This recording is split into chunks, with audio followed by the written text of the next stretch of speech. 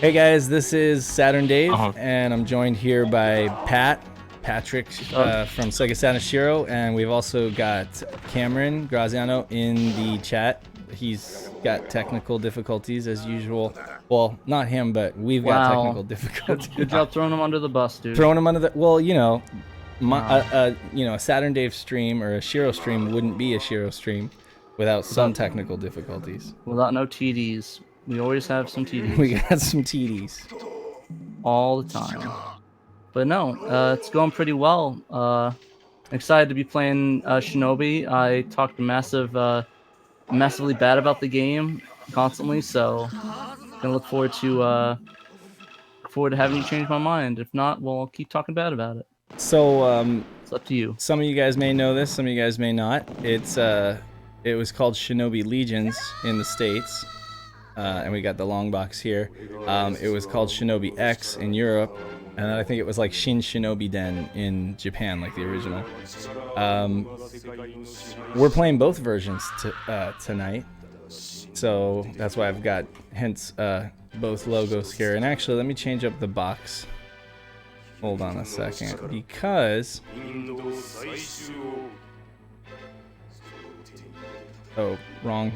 wrong thing. Here we go.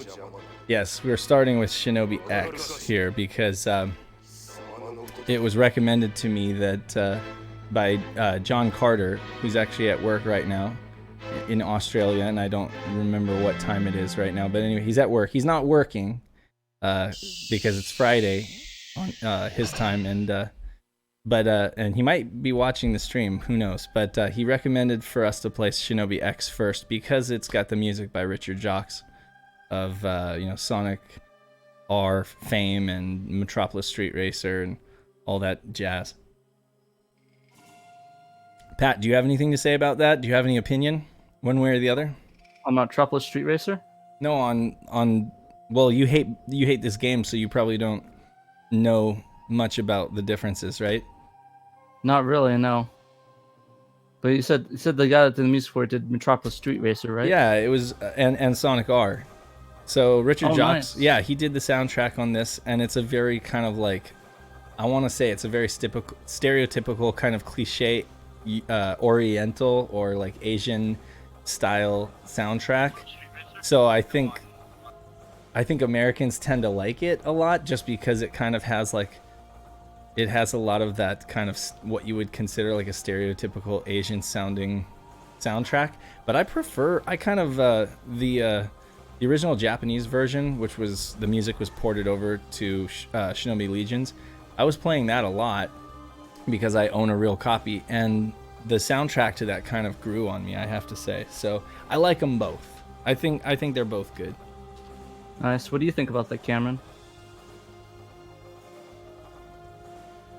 Oh, is he hearing you on a delay or something like that? I don't know. Apparently he I'm not sure if there's a delay. I just... So you can hear us though, right? Answer coming in 5 seconds. Oh, sorry. I got answer coming in 5 seconds.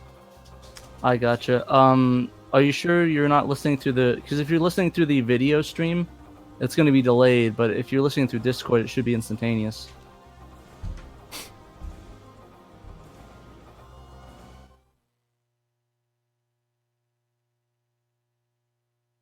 Yeah, I can't hear you guys. He needs to turn on his turn on the speakers. Audio. Like he needs to go into the settings. Yeah. I'll go walk him through it. Okay. Well, we're gonna get started here for, let's see, how many people are watching this thing? Any? 15.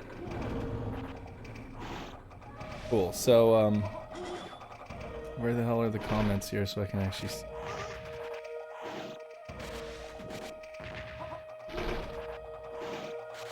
Hey, Philip, how's it going? We got Philip Rodriguez in here. Again, my chat doesn't seem to be hard-coded in the video for some reason. I don't know why.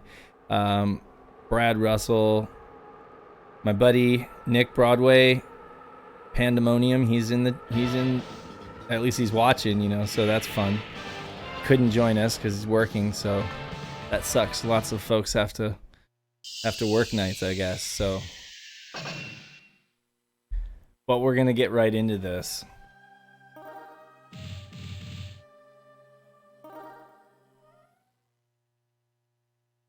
I have not. We were just talking this morning, like, what game should we stream? You know, I just wanted to stream a game, and it was kind of random.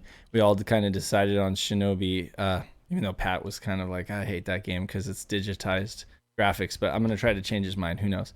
So I haven't had any time to like prepare for this or anything because I've just been cleaning the house and doing chores today. So without further ado, I'm gonna set it to easy as I normally do, and I'm just gonna give myself like 100 knives and see if I can get through some of this game without any practice. And as a, you know, it's a typical Shinobi game in that it's not easy, to say the least. So here we're playing Shinobi X, which was the PAL version. Oh, and this is a 60 hertz game, so I literally just burned a disc and patched it. I mean, I didn't have to patch it. I have an action replay, but I just want to be able to swap out the discs, and I have a modded Saturn. So I patched it to US, and it boots right up, and it plays fine on my CRT. It's so you don't have to. If you guys are interested in playing Shinobi X, you can burn a copy and play it just fine on a US Saturn. So I guess C jumps. How can you not like that, Pat? Like, look, it's awesome. Don't get me started.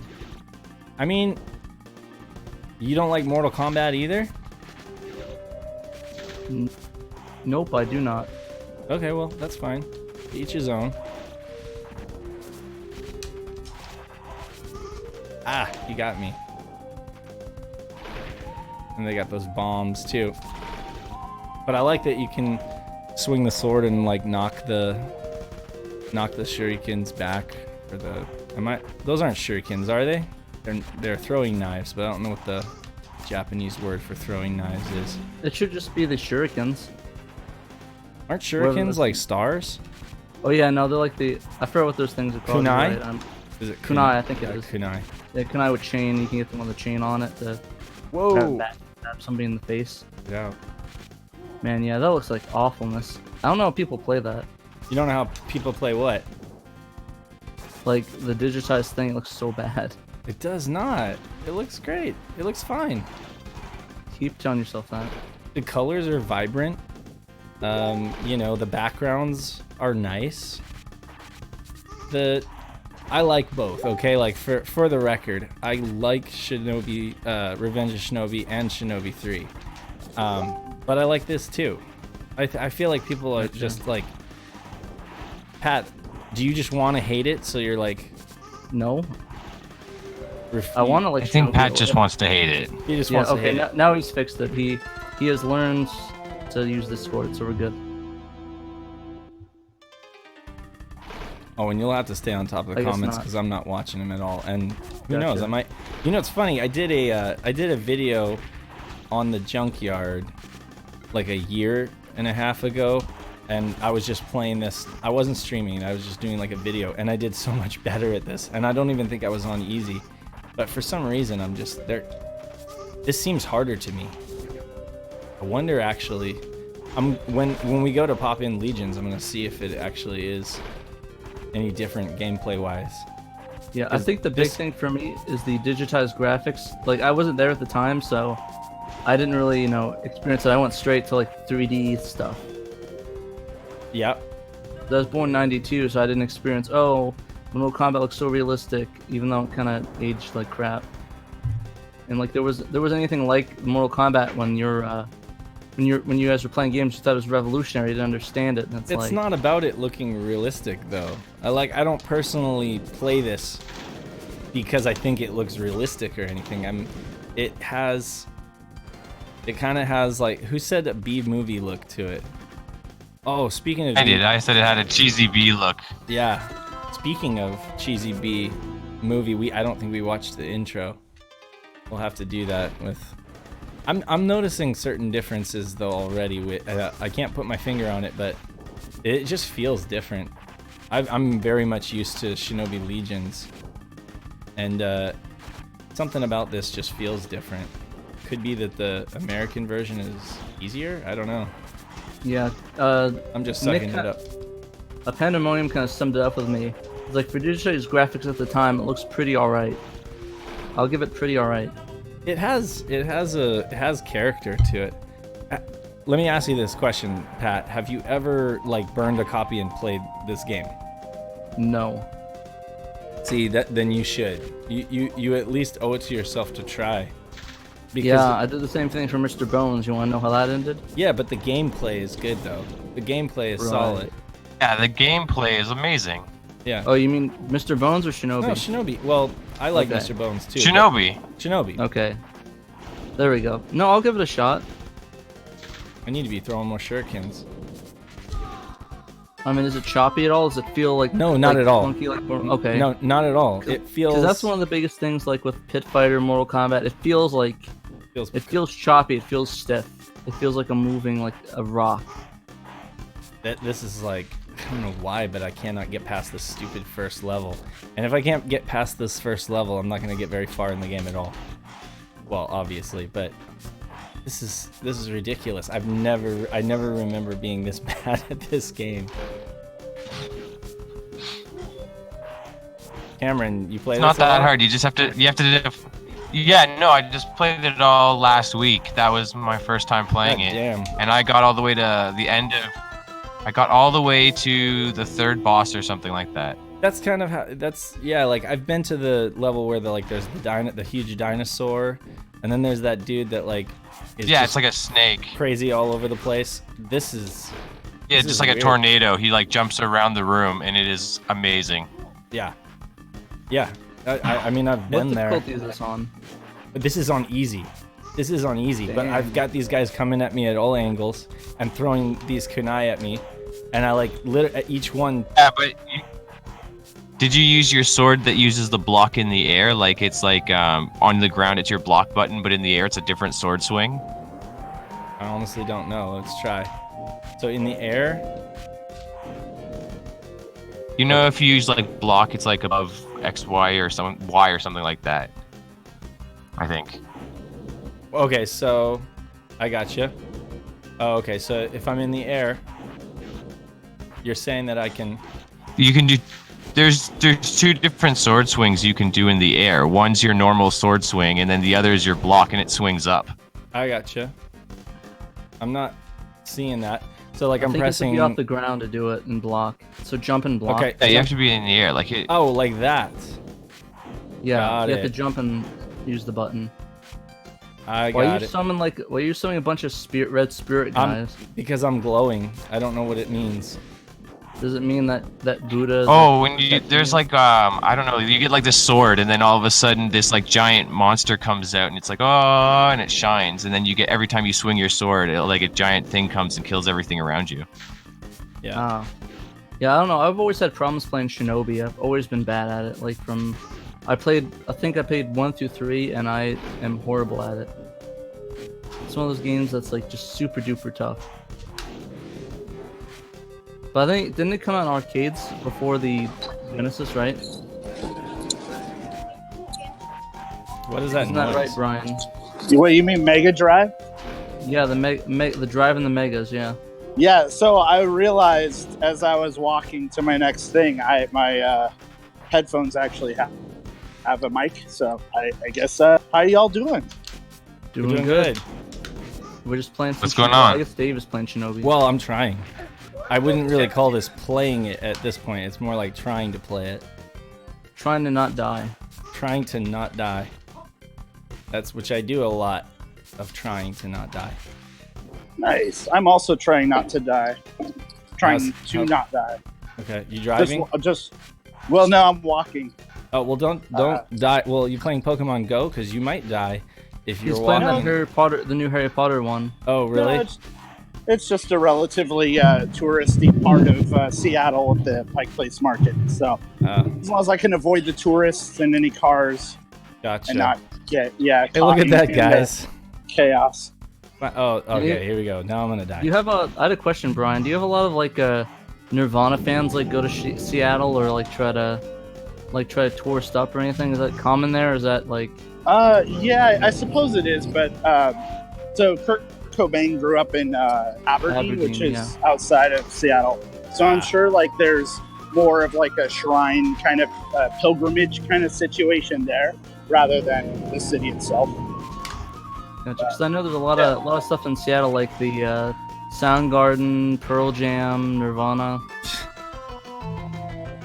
Yeah, I mean, unfortunately, the city has changed so quickly that pretty much every iconic venue that those bands kind of came up at is gone. So, I gotcha. Yeah, it's a little hard to like, like there's not really a lot of historical sites people can go to for reference, which kind of sucks. I mean, maybe there are, and I just haven't been paying attention. Maybe there's some like recording studios still up and running from those days, but yeah, everything's kind of just evolved and done its own thing. I gotcha. Just curious. Pat, I got a question for you.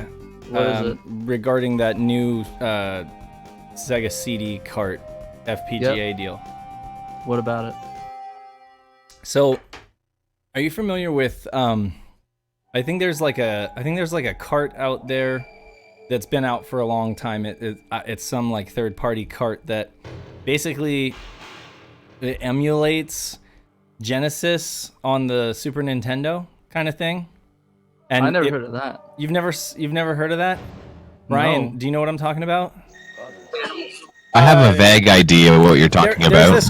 There's this cart. It's totally unlicensed. Well, obviously it's unlicensed, but it's some weird Asian cart that emulates the Genesis on the Super Nintendo, but it basically just uses the Super Nintendo as an output, basically like an audio video output. Oh wow! So it's like the Super Nintendo's it's not doing anything. I've seen that. And I guess my question is this. I've seen those. Yeah, so my question is, this new FPGA cart that plays, it plays Genesis or Mega Drive, and it plays 32X and Sega CD. Is it doing all the heavy lifting and then just using the Genesis as kind of like a shell or like a audio video output? Because in that case, why wouldn't you just buy, like an FPGA system that does everything? Well, the thing is that they have an FPGA system, the Mega SG, but it only is powerful enough to. It's only specifically for the Genesis. I know that, but I'm just saying. Yeah, that's the only thing I know of. Wouldn't they just, in a little while, figure out how to make a full console using the same technology as this cart, but like in the form of a console that does it all? What I'm asking is, is it an illusion? Is it an illusion that the Genesis is actually a part of the equation? Like everybody wants this thing because they can play it on their real hardware, right? But how much is the real hardware actually involved at all, besides just like audio? The Genesis. The whole Mega SG cart or SD cart is a Sega CD inside the cart. Exactly. So the actual Genesis. Like all the chips are there. You're overdriving, Cam. You might want to turn down. You're really. I'm sorry. Loud. Yeah. But the thing is that like you were saying, the Sega CD's inside of the cart. It's essentially basically hooking it up, and it's doing the exact same functionality. So you're not really playing it on real hardware. It's my point is you're playing it on the Genesis, but it's not. I mean, it's not gonna be real hardware. It's just that. But I mean, if I took the. I'm just saying it's an illusion. Like it's not. It's kind of like people justify. People are really serious about playing games on the real hardware. But I mean, the real hardware is not doing any of the work in this case. It's literally a system on a chip in a cart. So I'm like, you could, you know what I'm saying? Not really. You're kind of underselling it. Basically, it's doing exactly what the Sega CD was doing before, like doing all the processing with the chip, playing the sound, the PCM audio. It's doing all of that stuff, so it's doing the exact same thing that Sega CD thing is. It's essentially cramming the Sega CD exactly into that cartridge. So whatever the Sega CD is doing, is what the Sega that Mega SD is doing. And it's just accessing the bus through the cartridge port instead of the Yeah. expansion slot. Exactly, and Okay. they're actually working on an adapter that you can actually insert the Mega SD into that expansion slot, so that way you can play the Sega 32X games. the Okay, C32X. so in other words, it still is working in tandem with the Genesis's 30 Motorola, right? Exactly, it's all it is How do I get out of here? There we go. yeah, all this is a Sega CD inside of that cartridge. So instead of having that giant bulky unit, it's all that functionality is routed to that cart, and everything's being played on that and done Yeah, on that. I mean, I'm wondering if the logical conclusion of that, though, is if they're able to compact that with the FPGA hardware side emulation for the Sega CD, like it seems like a matter of time when they can bundle Genesis or anything else into something that small as well. Oh, you mean like have the entirety of the 32X Sega CD and Genesis? Yeah, Just in a next Kevtris unit, like in the next Yeah. Kevtris system, it seems like the logical conclusion. I mean, I can understand. It kind of looks cool using a cart and being able to play on your original hardware, but I mean, if Retro RGB is basically saying that it sounds the best on the what's the Kevtris unit right now? The one that's Mega the Mega SG. SG, yeah. So if it currently sounds and plays best on the Mega SG, it seems like you just kind of like throw one of those into a Mega SG and you're done, you know, like all in one. I suppose that would Yeah. work, but theoretically, it has to be a powerful enough FPGA to do that. I'm not like, actually thinking about playing this game anymore. I can't see Yeah. why not. because like right now we're barely able to do like the 16-bit as it is, and touching the 32-bit is a whole nother ball game. This is like intense chips and things that they have to actually physically tear apart these chips, look in the dies, and see how they're all put together. So it's a cumbersome process, and not to mention the fact that not only will they have to have What the branch Genesis. am I supposed to jump on? I'm like trying to figure that out. Yeah. Oh, But here yeah. it is. Here it is. Oh, Not only will they have those, but they'll also have to do the 32X, the Sega CD, and the Genesis on top of that, which would be very cumbersome in processing power. So it is doable, but it would require more powerful FPGAs and just smart engineers to be able to actually implement that. yeah. So- I guess what I ultimately want to see is something that uses that level, the FPGA or whatever that hardware side emulation, but does what kind of Retron 5 tried to do with the software side emulation and what like Polymega is trying to do. I guess, but the thing is that the idea for is like to not multiple have that. consoles. Yeah, but it would like be really cool to just have like, you know, yeah, okay, fair enough. I don't know. Like it's I like mean, because I feel like if I'm going to use the original hardware, and that's important to me, I'm just going to do whatever I can to find working original hardware. But if I don't mind, you know, emulation, and I just want that emulation to be as faithful as possible technically, then, you know, I would love an all-in-one, you know, hybrid system that operates like a Mega SG or a NT, or, you know, those analog systems. well, that, they actually have has that a actually exists. And as an all-in-one, or just like Yeah. one at a time? Oh, really? Which? It's called the Mr. FPGA. Yeah, I knew you were gonna say that. Sorry, I gotta sell it. So you gotta But I mean- sell it. What, do you work for them? I might as well be. Then you Might gotta as send me well. a paycheck. Yeah. But no, the idea of it is the same thing you're proposing, minus the having a No, I cartridge. can't make that jump. It's all SD loading, but it's all these different cores. Oh, you can do know, it. A Super Nintendo, a Genesis. I told you, Sam, or I told you, Cameron, I suck at this. Oh man. I can't actually tell. I don't have the video live to watch. Oh so well, I'm you sorry. can see me sucking in a 5-second delay. I can hear you sucking I'm sure you can. on my. Yeah. No. Yeah. How you doing, Cameron? Hey Brian, what's up? Yeah, not too much. Now I'm wandering around at Target, realizing on. that I'm still several ways away from being able to buy Judgment. So I'm just kind of disappointed. That's not that bad though. What's Yeah. that Judgment game? A couple days. Yeah. It's Judgment. like the So, Yakuza game.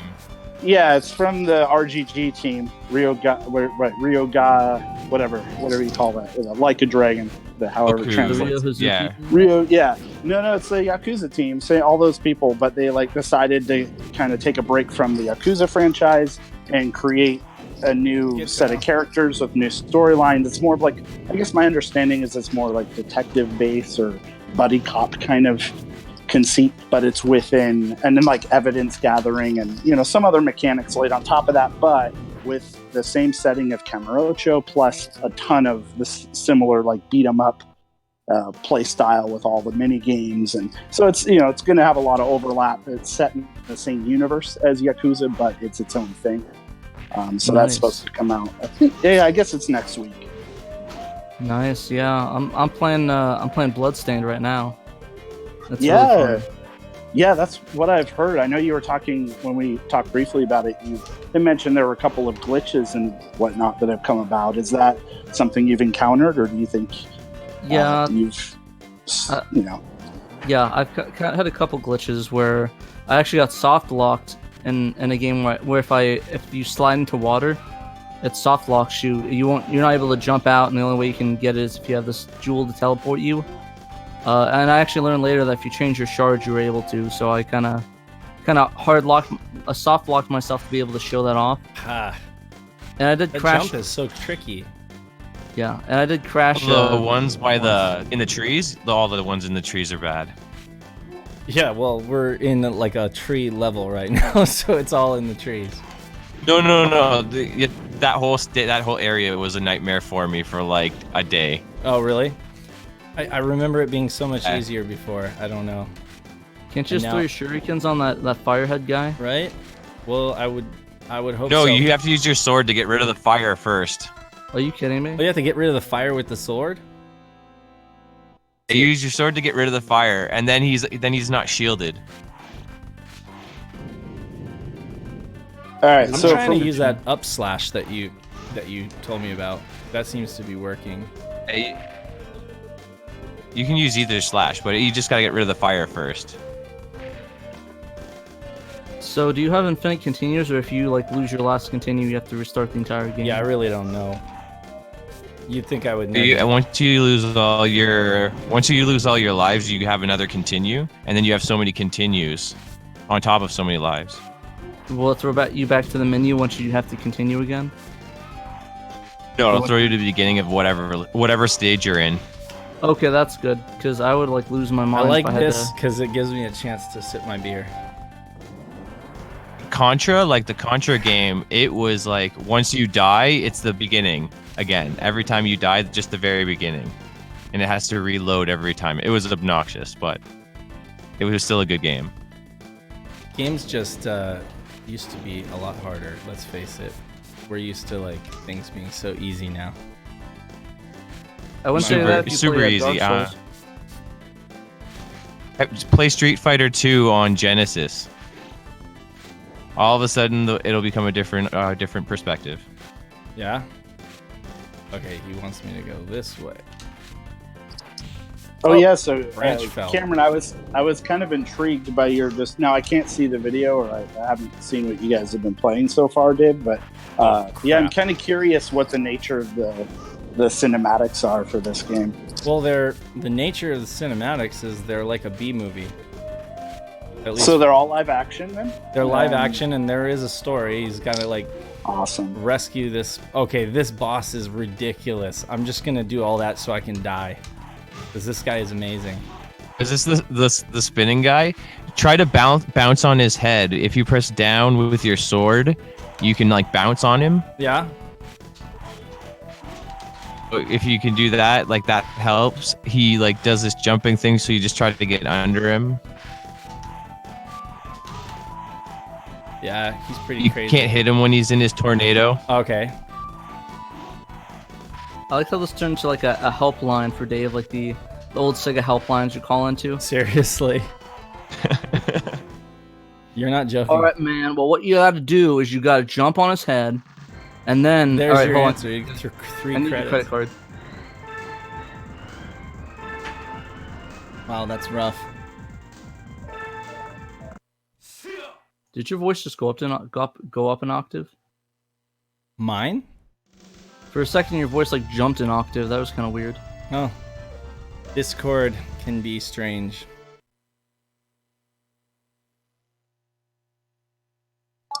FYI, it is June 25th, the official release date for Judgment.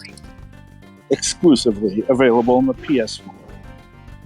The PS1. You guys in your modern games. No, I'm just kidding. Hey, I've been playing all Fancy of for me. games. Last modern game I played was Persona 5. Really? Did you beat it? No, actually, I haven't beat it yet. How far did you get? Well, let's say I got really busy, and I probably have like half left to go. You've probably beat it a couple times, right? Because that thing is like your favorite. No, I barely through my first playthrough. I just got Futaba. Alright, well, I'm not spoiling it for what I've done for anybody. But have you gotten Futaba yet? Yeah. I got you. Okay, so you're a little bit further than I am. A little bit further, but still, I've got a ways to go. But still, I prefer Persona 4. I think. I'm surprised. Great, don't get me wrong, but I love Persona 4. Yeah, everyone I've been talking to is all about Persona 5. I want to get 4 so I can be like, you know what, I'll try this out. Because I played it on the Vita when I had one. I played it and it was pretty Persona fun. 4 Gold? Yeah. Why is it harder now? This is like all of a sudden even harder. There's like more guys coming at me. Yeah, on Persona 4 on the Vita was great. That's a great way to experience it. I mean, some people, that's how I haven't gotten to play Persona yet. Any Persona game? Or just Persona 4? Like any Persona. The only Persona game I've gotten to play is the Wii U like crossover with Fire Emblem. Oh, which is like... Or is that Shin Megami or something like that? Yeah, I'm not sure that's Persona. Yeah, I think this is No, it's not. series. I mean, There's a Tokyo Mirage Sessions, but it's basically Persona. I can say this, Cameron, you like anime, right? And like things that are really Japanese, so I think you'd probably really like it. If you're skeptical at all about the high school element, don't be. I mean, it really works. It's a great game. I mean, like the length of it though, like the whole like the dating sim and the whole calendar thing. Yeah, but that has me kind of unsure. If you do a day to a day, I think you'll be fine. Yeah. It's I tried Tokyo Xanadu, and I know that's like a clone. Like Tokyo Xanadu is like a clone of Persona in like a knockoff Chinese sense, I guess. But I feel that one's okay.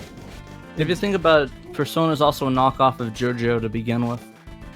You know, another thing is if you're short on time and you just don't have a ton of time to throw at it, you could always do like an experience multiplier. You know, like you could always cheat and just do like an experience multiplier, and that'll definitely help shorten the length of the game. I don't have any problem recommending people do that for long RPGs, you know, because it's like a lot of us just don't have the kind of time to throw at it that we did when we were in high school. The thing is that I don't think it's the dungeons that are the problem. I think the longest part of Persona is also the high school stuff. Or maybe that's what I mean, like... Because, yeah, like, that's... I'm gonna be honest, as much as I like the interactions, the high school stuff kind of drags on, and it gets to a point where it's literally, like 2 weeks, and you're forced to not do anything because you have to go through the story thing, so, like, you have... I remember one time like super long cutscenes. Yeah. Super long cutscenes are another one. The cutscenes aren't that bad. Can you not fast forward the cutscenes? I'm sure you can skip them to a degree. Story, Yeah, I feel like for a game like Persona, and to be fair, even though I own like 4 of them, like 2 through 5, I've never played any of them. But I'm kind of with you, Cameron. I think one of the things that puts me off of them is the idea that I know I'll never be able to see everything because just by virtue of having to make choices through the progression of that game and prioritize certain things, you're going to be locked out of certain, you know, just relationships to build or whatever those things are. And so I always feel like I don't know, and maybe part of that's just being at peace with not having the checklist, you know, lizard brain of mine taking over. Just kind of accept that whatever path I like go down is good enough. But I think I just Oh, have to part be of in it. the Part of it mood is to- investing the hour when you sit down. When you're like, oh, I need to sit down and play a game, and you're like, I'm going to invest an hour. How much are you going to accomplish within that hour playing certain yeah. RPGs? Like, Oh yeah. how Yeah. far are you going to move the story? Yeah, and even with like something that doesn't even have a story, like Zelda Breath of the Wild, which we've talked about, every now and then, it's like, yeah, I'm not going to actually accomplish anything meaningful from a narrative sense, but I'm going to sure cook up a lot of freaking dishes that'll restore all my health. So it's like you set these goals that, in the grand scheme of things, are time sucks, but kind of like minor in significance, but still like in that time you spend doing that, and it's still fun. It's just not going to be. You're not going to feel particularly productive. No, and I get that with Breath of the Wild, but I mean with a JRPG, like you're either grinding battles or you're progressing the story, right? And sometimes when you're progressing the story, that's just a long and obnoxious like progress. It could be like hours before you see another battle. So if you're watching this, Brian, Oh, now I'm shopping for shirts. So sorry. shopping for shirts. Yes, sir. Okay. Including plaid ones. Is there a man on the move? Did you say Man on the Moon?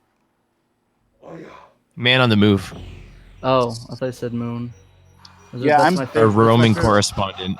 I was I'm gonna ba- say that's my favorite REM song. I'm basically playing Persona right now, just IRL. You're in high school again? Oh, and are you going out and getting ramen?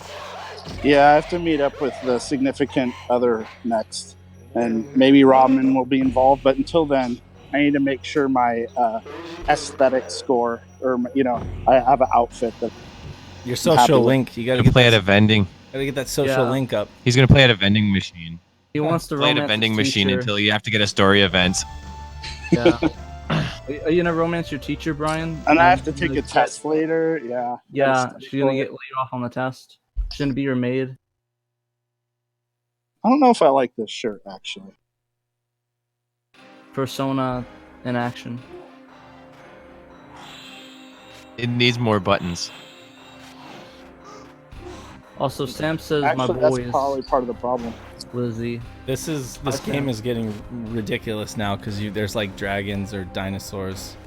Just so you know, Sam. Yeah, the minute the dragons and dinosaurs come in, it's like you don't even know where you're supposed to be going, because then it like goes up and down at the same time. I got lost.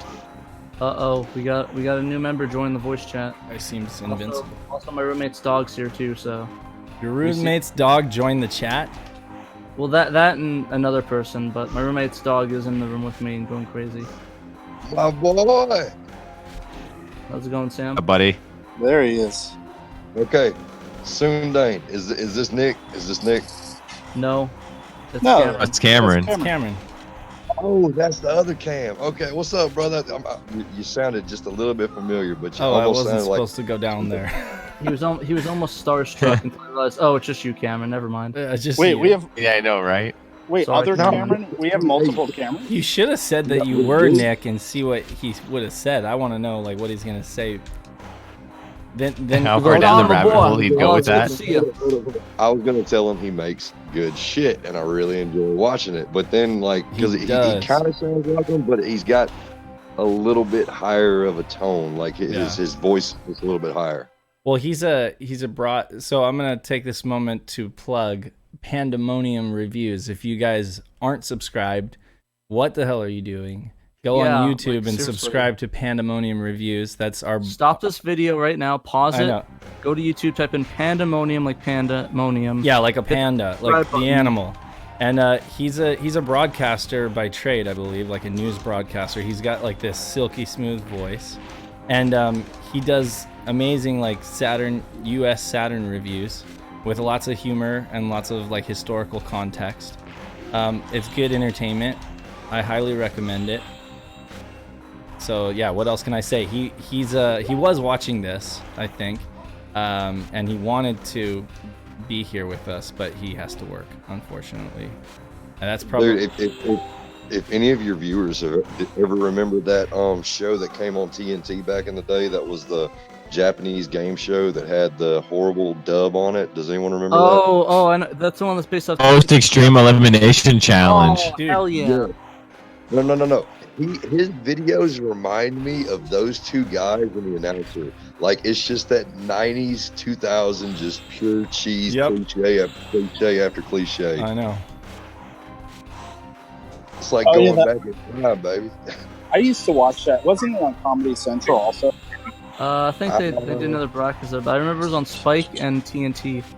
I used to watch that. I remember it on Spike. Okay, yeah, because I know it was on Spike. I never remember on TNT, but maybe it was broadcasted later. Does TNT even exist anymore? Yeah, it's still there. We cut the cord like 5 years ago, so I don't even know what channels exist anymore. The last show I saw on TNT was Falling Skies, but I think that was a good show. That was really good. That's one of my favorites. The last season was kind of meh, but you know. Yeah, I think the last show I saw on TNT was NBA playoffs. Another show. Does anyone remember? Does anyone remember the 400? You mean the 100? Was it the 100 or the 400? The one on CW, right? Or was it the 4400? Yeah, the 4400. That's what I'm talking about. Are you sure you're not mentioning the 100? That's the alien one, isn't it?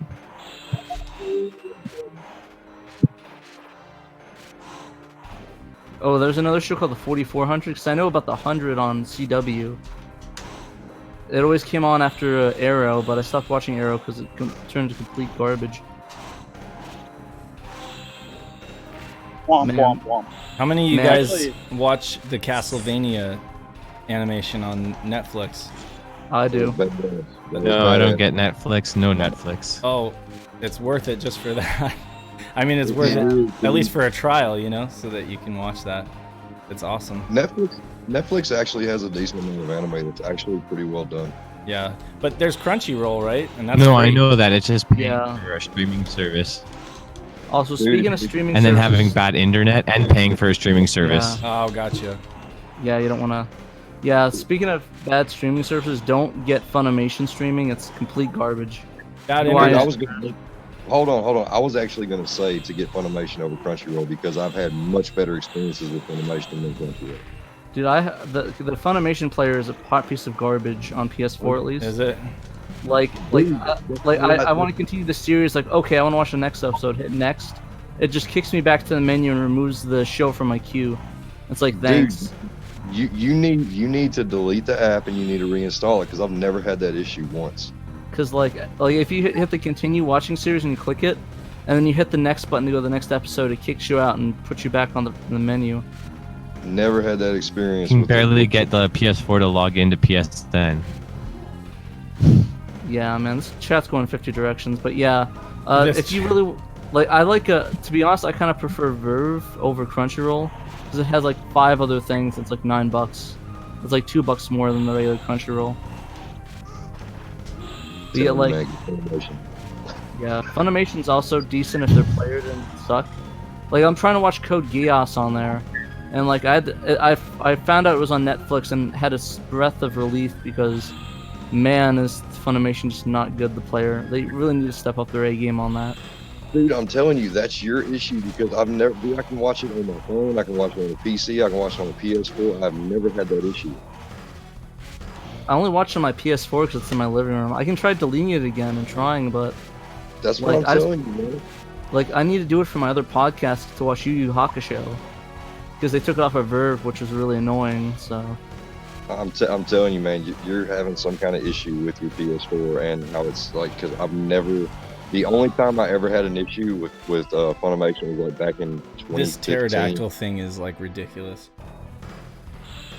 Very ridiculous. Very ridiculous. That's why I need a couple of beers just to, at least if I'm gonna suck, you know, I want to enjoy myself. This is the first beer in months, Dave? No, man, this is my second beer tonight. No, last night I went out and had ramen with a friend, and I gotcha. we kind of had a few. I gotcha. Parting, right? Parting hard. Trying to not be alone while my family is gone. That's why I'm. That's yeah. Things just got real here.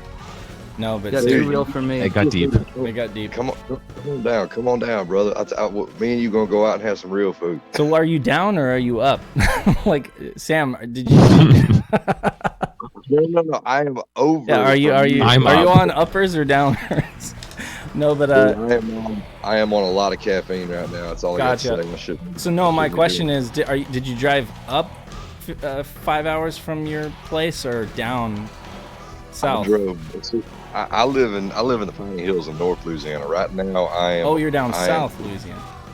Yeah, right now I'm like less than, and I'm not even 45 minutes from the Gulf of Mexico right now. It's hot as balls.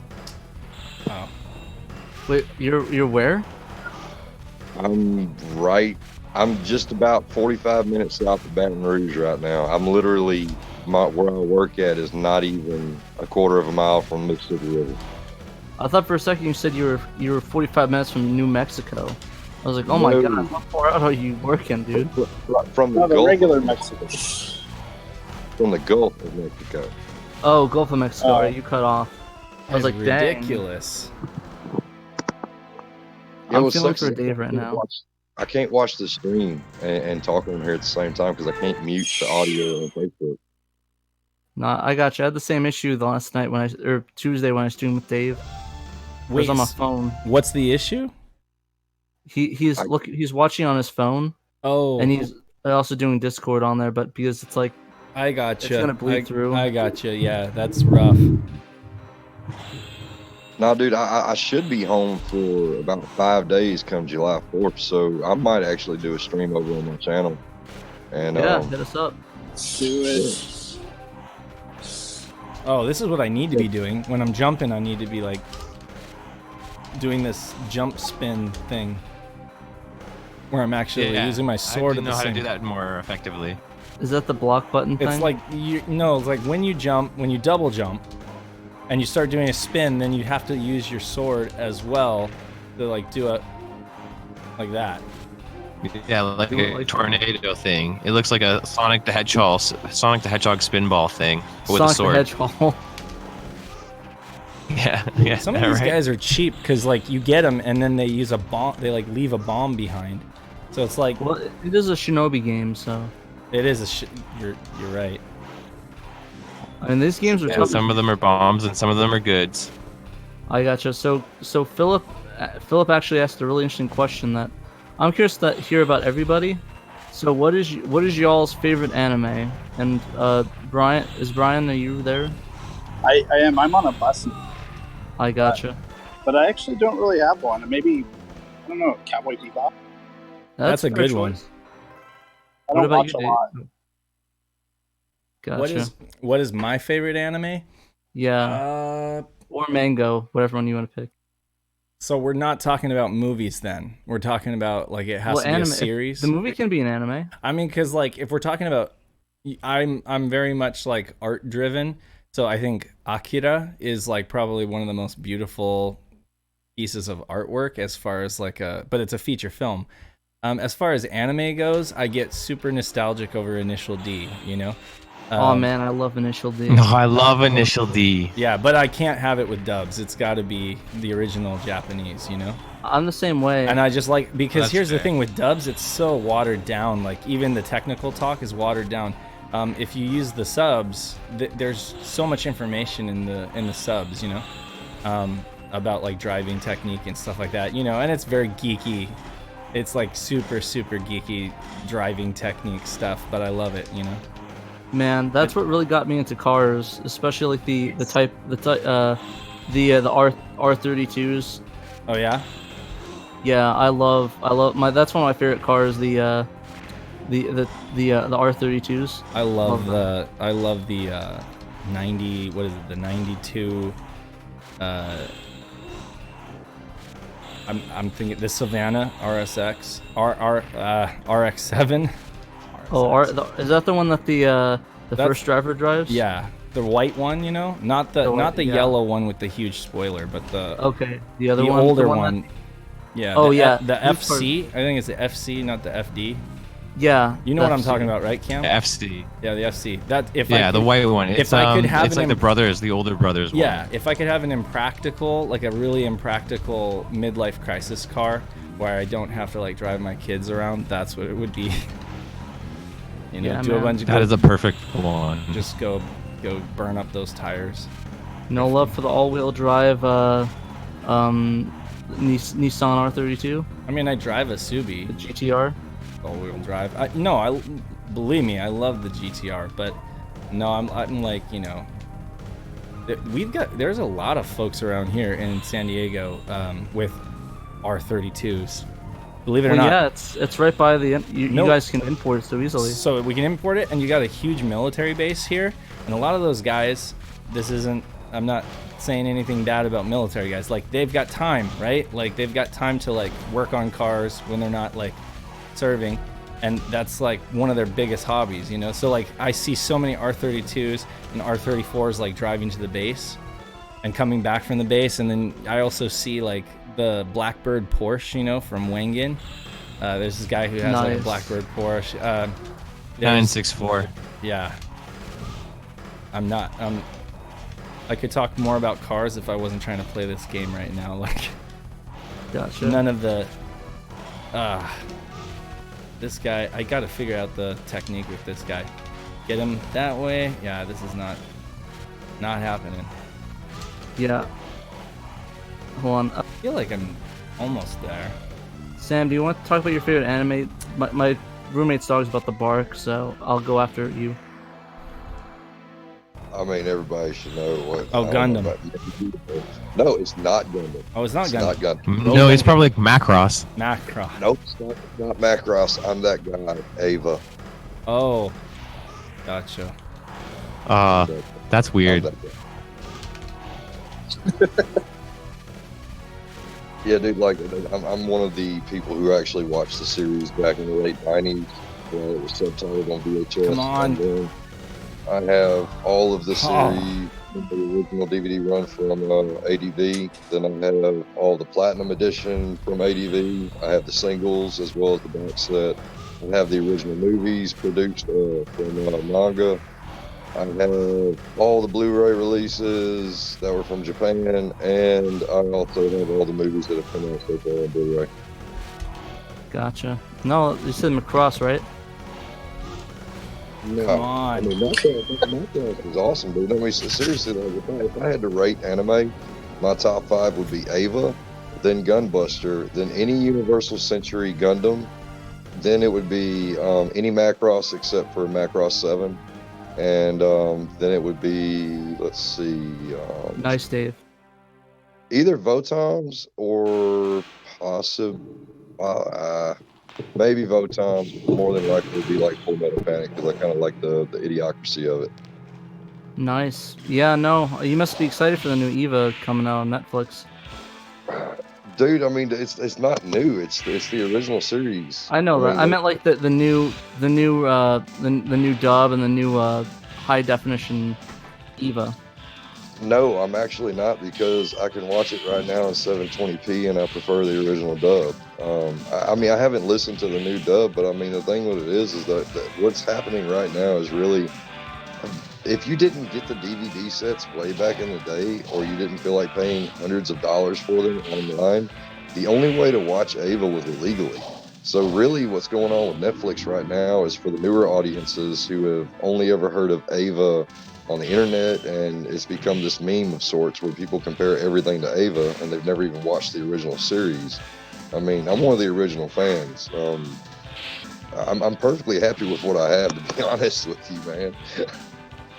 I gotcha. No, I'm just saying. I just think it's cool that we're able to at least get the Japanese dub in like 1080p and a chance to get it maybe on a Blu-ray set or something. No, So I I know know. I am excited about that. I am very excited about the fact that newer audiences will finally be able to get it and watch it and appreciate it.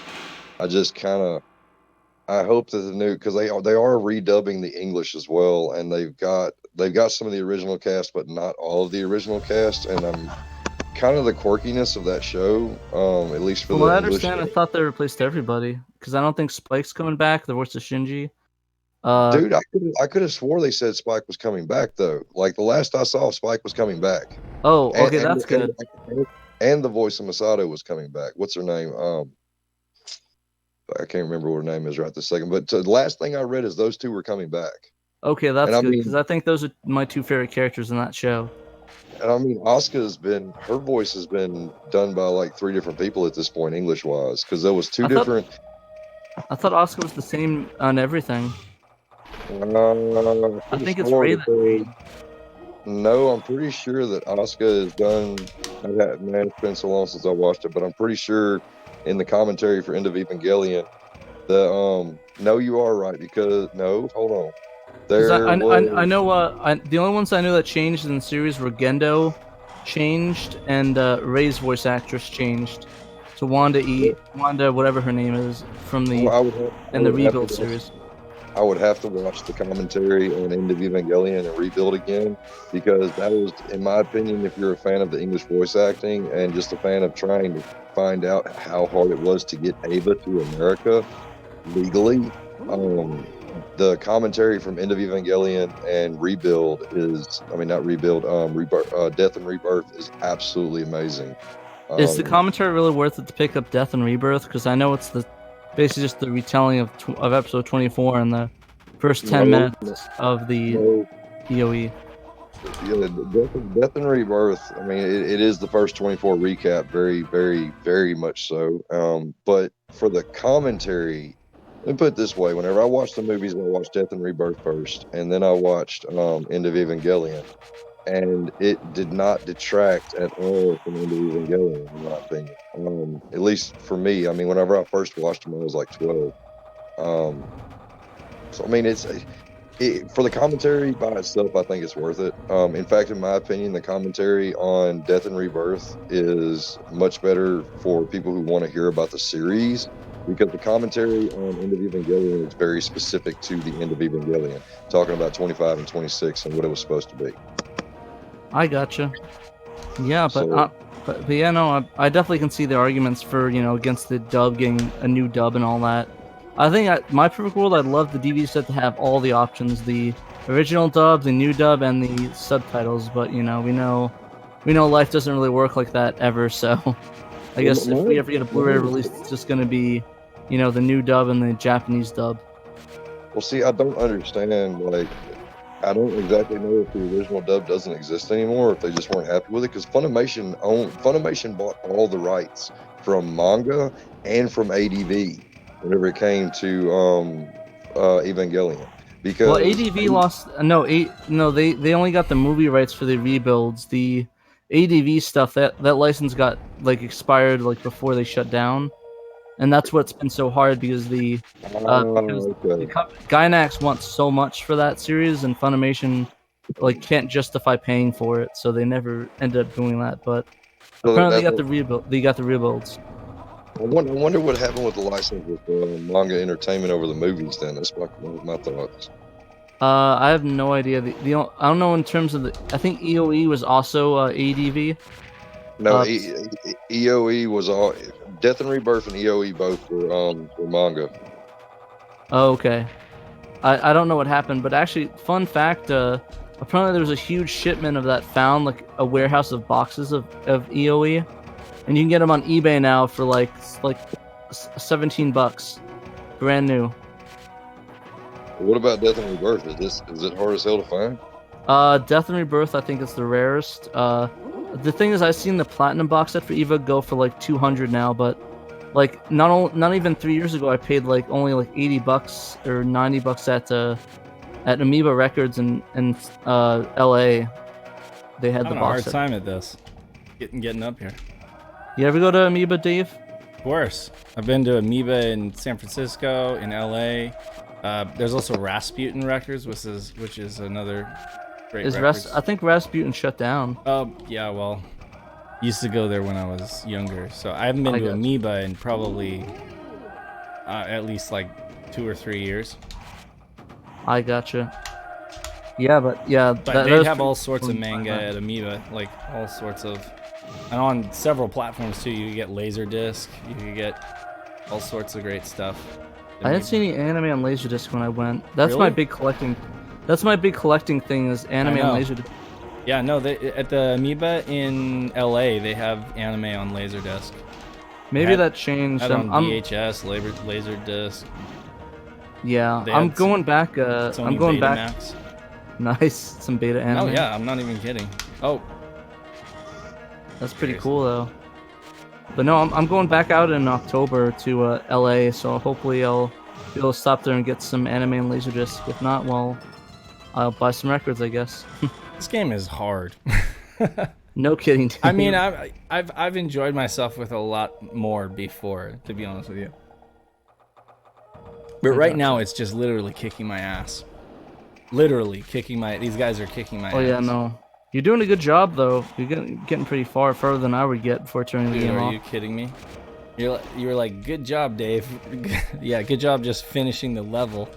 It's not like I have like a great score or anything like that. Yeah, I'm still listen. there. Did he leave?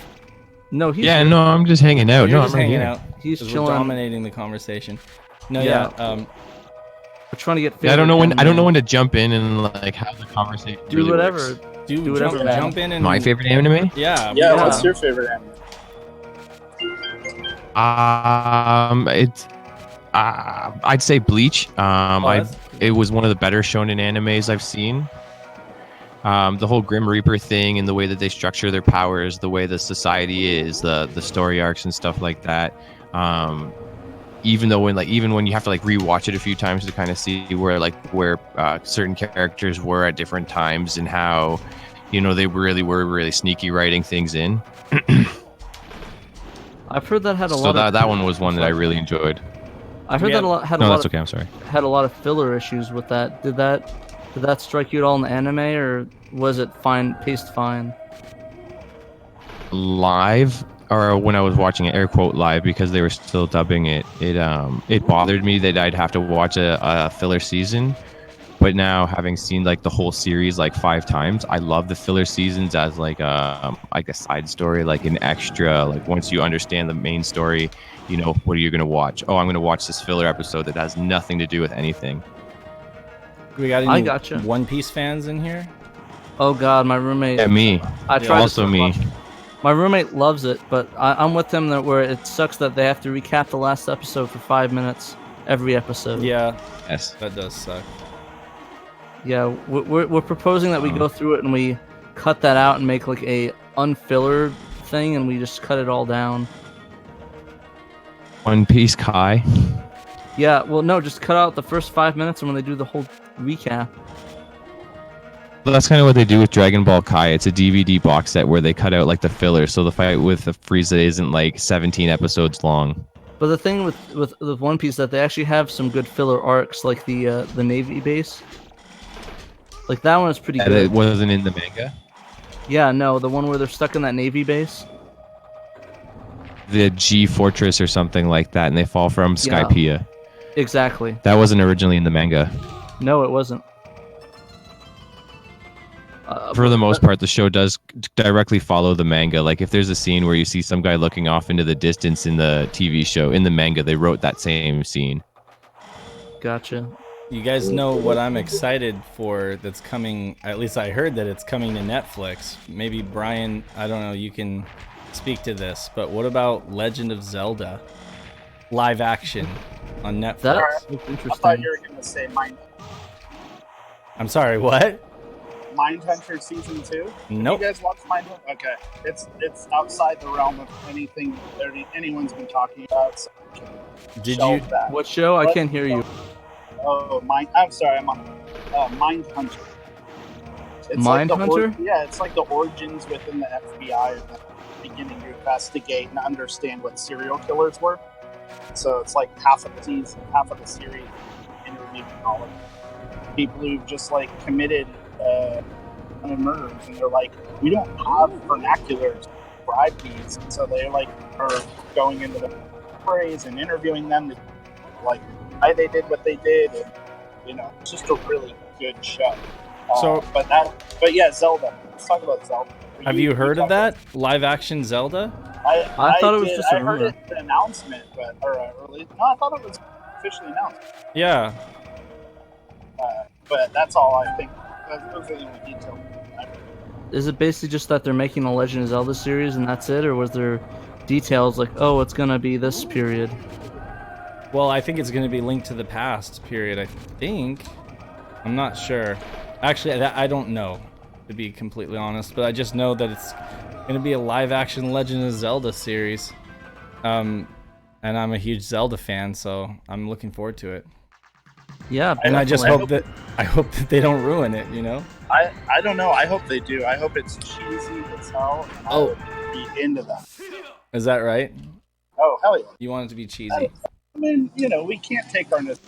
I hope it has nothing to do with the video games at all. Yeah. Yeah. Well, yeah, that's what it would take to be a good show, you know? But Brian wants it to be like as cheesy as possible, you know? Well, I want it to be like the old... Well, you know what? I would be fine with that. Yeah. Yeah, just lean into it, you know? If you can't get Daisy of somebody on the project, you might as well just not try to be good. What about if it's like it's based off of the TV series from the 80s? Yeah, that's exactly right. That's what I'm thinking. Should Link have pink hair? Yes, absolutely. Be 100% down with that. Yes. Maybe they should really confuse everybody and call him Zelda. You know, all the plebes that have no idea, they're just like, oh yeah, that's Zelda. Right? They should cast him or cast Ryan Reynolds. Yeah. And then have him as Pikachu? No. Actually, there's a funny comment I saw. Philip Rodriguez said it's going to be based on the 3DO games, which I think he meant the Philips CDI Yeah, games. the Philips CDI. Which is kind of ironic. The Wand of Gamelon. Yeah, The which Wand is of kind of ironic Gamelon. because his name's also Philip, so... Yeah, I thought that was kind of funny. Yeah, irony. But yeah, no, if it's based off Wand of Gamelon, I will watch it on principle. You'll watch it just because of how bad it is. Yeah, absolutely. But you won't play Shinobi Legions. Yeah, I Because know of how bad it. You're like, there are limits to what I'll put myself through. I mean, I watched The Room, so I don't know where my limits lie right now. Did you watch The Disaster Artist? Oh yeah, no, I love that movie. That was sick. I mean, I kind of get it. Like, I like the idea of somebody just having pure ambition to do something that they want a project. Any sense of how to actually make it happen in a way that's not just, I don't know, disastrous. And there's something charming about it. You know? Yeah, both of them are really good in their own ways. I just love the entire characterization. I must have watched Disaster Artist 3 times and The Room like 4. One of them being in that live theater room with a friend. Oh yeah. I think that was the first time I watched it too. I kind of didn't like getting pelted with spoons every 5 minutes though, but you know. It's part of the group audience participation. Yeah. Well, gentlemen, it has been a pleasure, but I'll be up in like 7 hours, so I am Audi 5000. Yep. Alright. See you later, Sam. I love you. All right, man. 3000. Peace out, Sam. Yeah, take care, Sam. Roddy, what's up, y'all later? You get your Audi. You gonna Jeddah? He's gonna Skyline Hey, 32. Look, I love me some cars, bro, but at the end of the day, I'm a Chevy man. I drive my trucks. Sure. He's gonna Ford out. American is please. apple pie, right? He's gonna Ford F-150 Escape. out. Ford F. Ford Escape. He left. Dude. He didn't All right, like. Cameron, what's your car? What's your dream car? Why? Or both? For me, my regular daily driver was a 95 240 SX for 10 years. I would like to one day hopefully get a 1972 Skyline 2-door, so just a Hakko. It's just a really, really old Skyline. Wouldn't the term be coupe? Well, it's a coupe, yeah, it's a 2-door coupe, but they call it a Hakko. It's just, which means boxy, and then Skyline, which is ska or something, so it's a Hakoska. Okay. Is that the one with the means side boxy view? sky. It's got like the side mirrors like down on the bonnet. Kind of looks like a Datsun 510. Yeah, okay. but like it's a little bigger. It's got like the flat face, and it's got like the mirrors on like the hood. Gotcha. You can actually play it in Auto Modelista. Oh yeah. The cell shaded Capcom Cell-shaded game. one? Yeah. Yeah. Nice. Is that a unique... If anyone's into that racing game, it's a really good game. Yeah, it is. You played on the PS2 or GameCube or Xbox? What did you? Oh, I played it on the I played it through the Wii on the virtual GameCube thing because I have a modified Wii. Got it. What do you guys suggest then for getting used to the handle? You just have to use a wheel, or because I couldn't with the standard GameCube controller, but I'm assuming that maybe it handled better with either tweaking I'm all settings. out of kunai and I'm not doing well here. I think I'm gonna change it up to Shinobi Legions, and you can answer Brian's question there while I do this. Gotcha. Probably could get a wheel. I know my friend wants to get one for F-Zero. To be honest, I have not played much of it. The only racing game I played is Kirby's Air Ride and F-Zero. But from what I heard, I played every racing game on my GameCube with the GameCube controller. Yeah, I think it's just like a nature of get good. No offense, of course, Brian. Well, yeah, and to be fair, I haven't really sunk a lot of time in, but I think I tried playing it for an hour to like 10 years and haven't touched it since. So it's probably one of those things that I just need to get used to it maybe. But I will say about the F-Zero, that is, I don't know, those controls are pretty damn good and I think the controller shoulder back. I don't know, there's so much level of gradation. They're just it's very, I don't know, way that I think gives you a lot of control. I gotcha. Yeah, no, I really like F-Zero. I mean, it's hard to control at first, but once you get used to the fast speed, and controls should be good, but I never played that other one. I'll have to check it out. Auto Modelista is a Capcom game, and the drifting mechanics don't really feel like they make sense at first. But once you sit down and actually kind of figure it out for yourself, it turns into a really good drift arcade game. Nice. Well, I'll have to pick that up. I kind of wanted to go back to that anime real quick. I didn't get to say mine, but okay.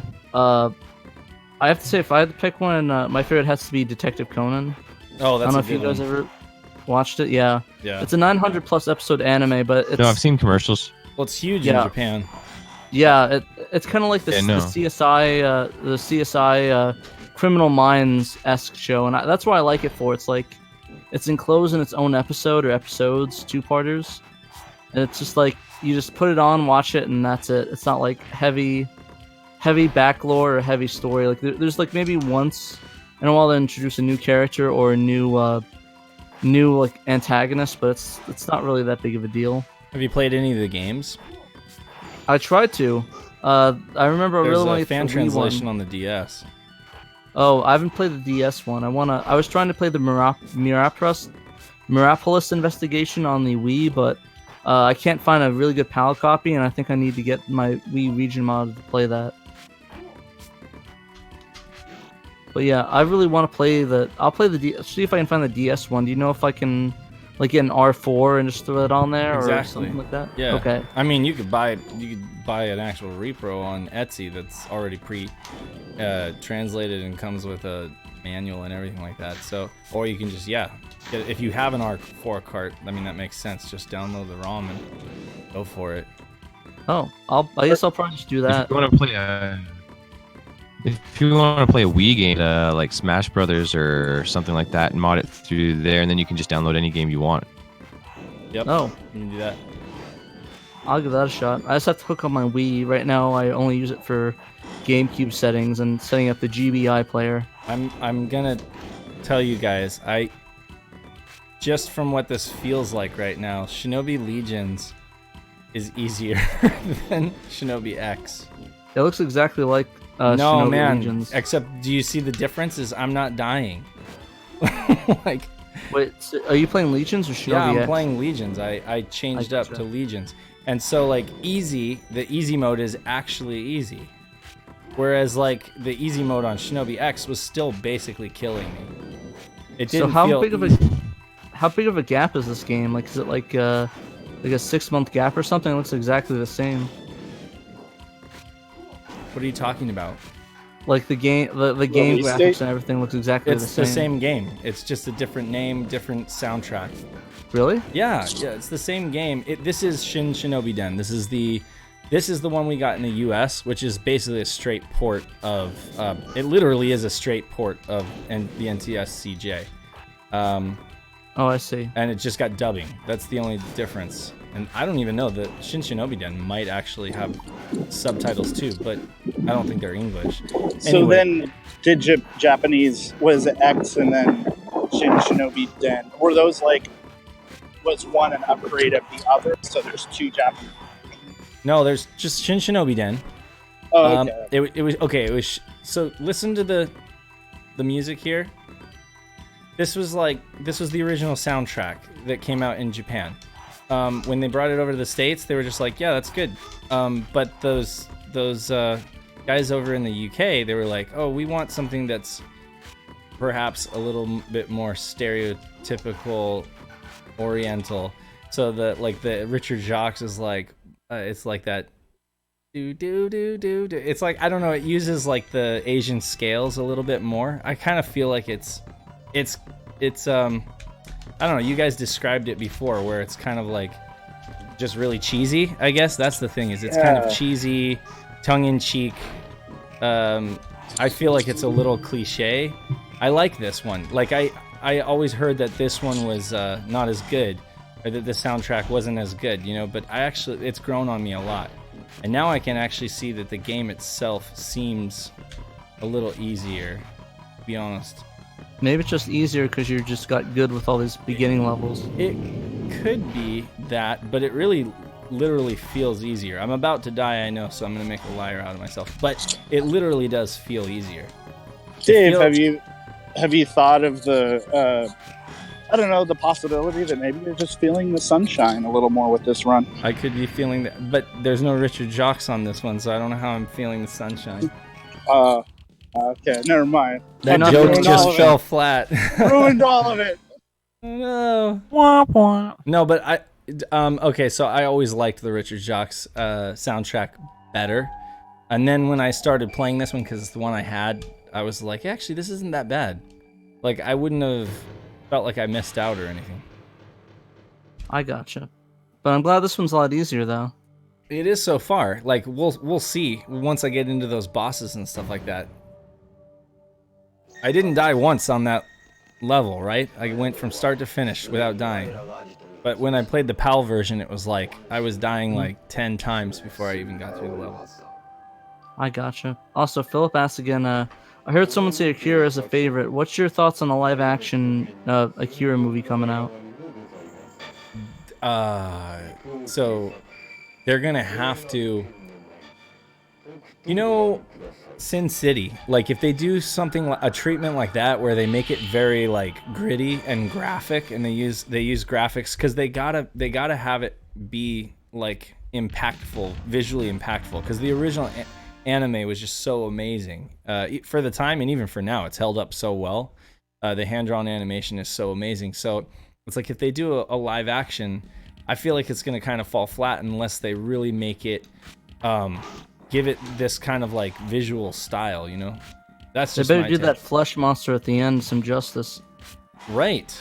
How are they gonna do? I don't know. Like, that's the thing, is I don't know how it's gonna come together, but I hope it's better than Sonic. From what I understand, it's apparently Leonardo DiCaprio is doing producing on it or something. Oh, cool. Or someone, You know it's gonna be good. maybe, I don't know. I heard it. I think it was Leo or somebody powerful. I'll have to look that up real quick. This is a Have they drinking spot. have they announced a Princess Mononoke live action reboot? What? That would be interesting. No, That would be I'm amazing. I would definitely see something like that. What's your guys' favorite Ghibli film? Probably Mononoke. Mononoke? Yeah, it might be that. I finally saw it last year and I really liked it. Yeah. I'm gonna turn left. And I'm gonna say either Only Yesterday or Kiki's Delivery Service. I'm gonna say Whisper of the Heart. That one's legit. That one's legit. I like, you know, I like Kiki's delivery service too. But I mean Mononoke would be my 20-year-old self answer. But subsequently I've kind of fallen in love with the earlier stuff like Nausicaa and what's the one with the pig? Porco Rosso. Oh, Porco Rosso. Yeah, stuff like that. There's a You know what one's really good also is Pom Poco. That's really underrated. yeah. Ponyo is no good. Or I mean it's like slow. It's kind of for I kids. thought it was good. It's good. Spirited Away was horrible. I hated Spirited Away. You're joking though, right? No, You really hated it? I really just didn't like Spirited I Away. loved Spirited Away. I really just didn't enjoy anything about it. It just, Oh. I didn't really get it. It was like, You like I Howl's felt like I had Moving wasted Castle? money on it. Yeah, like I liked a lot of the other Ghibli movies. It was just like Spirited Away. I kind of felt soured on for some unknown reason. Yeah, the one I kind of was on was Secret of Arrietty. Oh, really? I didn't really think it was. I mean, Really, it was I fine, like but that one. It wasn't the greatest in my opinion. I preferred Ponyo over that. I haven't seen The Wind Rises though, so I can't judge on that. You guys, unfortunately. this is unequivocally easier than the Yeah, other one. you're kicking ass. And it's not like because of practice or anything. It literally is easier. Like before, I would get up onto these limbs and they'd kill me before I even climbed up onto the limb. Whereas now it's like I have a fighting chance and I'm not dying as much. So You're not dying at all. I've been playing the easy version the whole time. you've been what? What was So that? I've Cam? been playing the easy version the whole time. Well, I mean, you've been enjoying yourself then more. Because literally, I'm enjoying myself now. So you guys, I wholeheartedly recommend you guys play Shinobi Legions and just you can throw the Richard Jacques soundtrack on a boombox or something like that. Or better yet, get a hack. Actually, no, you could probably switch the audio out. It's Redbook audio, right? Sorry, my camera is getting super dark. But there's nothing I can do about that because it's getting dark here. Oh yeah, did you see this? Look at this. I just blew those guys' heads up in like one go. I don't know. That what if it's copy protection? No, they're not what if it's some kind of cruel copy protection where you turn the difficulty on easy and then it ends up being like super hard or something like that? I wonder what hard would Yeah, be. no matter what you do, it's always on hard. Very Or funny. Or what if I just had a really stupid moment where I was scrolling it to easy and then I scrolled it back around to like super hard? I'm gonna have to check the replay. You guys are gonna have to check the replay to see what I did. What if I put it on super hard? Then that means that I actually got like 4 levels in on super hard. And so now that's like swinging with a heavy bat, you know, like practicing swinging with a heavy bat. Now it's like super easy. I'm checking the tapes. Check the replay. I'm checking the tapes right now. I got You know the what? tapes on hold. I applaud whoever actually like stayed with us for like that first hour of the stream and watched me suffer through all of that, because they probably were like, wow, this guy is the worst gamer that I've ever seen. Hey, it's not about the gaming, it's about the personality. That's true. Well, that's partly true. But you I'm- know, I'm if you watching took your me, videos. if you took me and my technical graphics know-how and you paired me up somehow with Chaz, we'd be the full package, you know. I feel like Full it. package. Yeah, that would Dragon be like Ball Fusion Dance. Dragon Ball. Yeah, Pokemon team up. That's kind of weird. I'm looking at back at the replay and I don't see you picking a difficulty, or maybe you look at the menu. Hold on. It was there. The tapes are checking. The tapes are being checked. Sorry, guys. Pat's checking the tapes. The referees are reviewing the checking. play. They're reviewing the play. Offsides, defense, 5-yard penalty. See, look, those guys, easy. Now Man, everything I can't wait till football season starts, but I kind of feel bad for you, Dave. was that. Oh, yeah. Don't even go there. Chargers, yeah. I Don't won't. even go there. I mean, you you know? still got the Padres, so Dude, who just started up their R32? that was a Cameron. Oh my god, this like...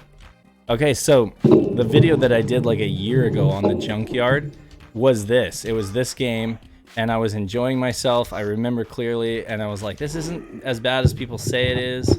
It's fun. You guys should play it.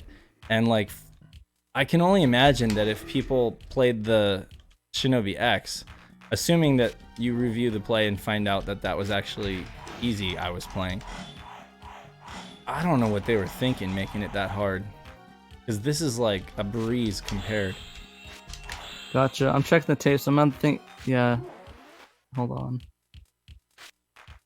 It's one of those things though where if it turns out that I was actually playing it on hard, then I'm impressed with myself that I actually made it as far as I did. I'll consider it a victory. Well, you know what I'm impressed by, Dave? What are you impressed by? I'm impressed by your recreations of classic, or reimagining of classic SEGA box art manuals, discs. Nice segue. Yeah. They're okay. Yeah. I just want to They're plug that a little decent. bit. They're decent. Are they? I don't know. You know, Cameron they're knows. He's decent. got a couple of them. I have a few just lying around that I have sitting with my other games. Yeah. I had to send him a second set on some of those because those Canadian postal workers they went postal on it. Did they melt the disc? They just like bent the manuals up pretty bad. Oh, damn. The thing is, it's like I could probably use a little bit more robust shipping method, but then it would cost more, you know. So I'm trying to keep the costs down as much as I can, but it's kind of a pricey endeavor, to be honest with you. Hey, when you look at the logistics of the whole thing, you start to see like how, you know, SEGA and people must have like felt through that. Yeah. I didn't consider any logistics when I first did like the Christmas nights thing. I had no idea what I was getting myself into, actually trying to like sell this stuff to people. I still remember learn as I go. I still remember you coming to me. Oh man, I don't know what to do. Yeah.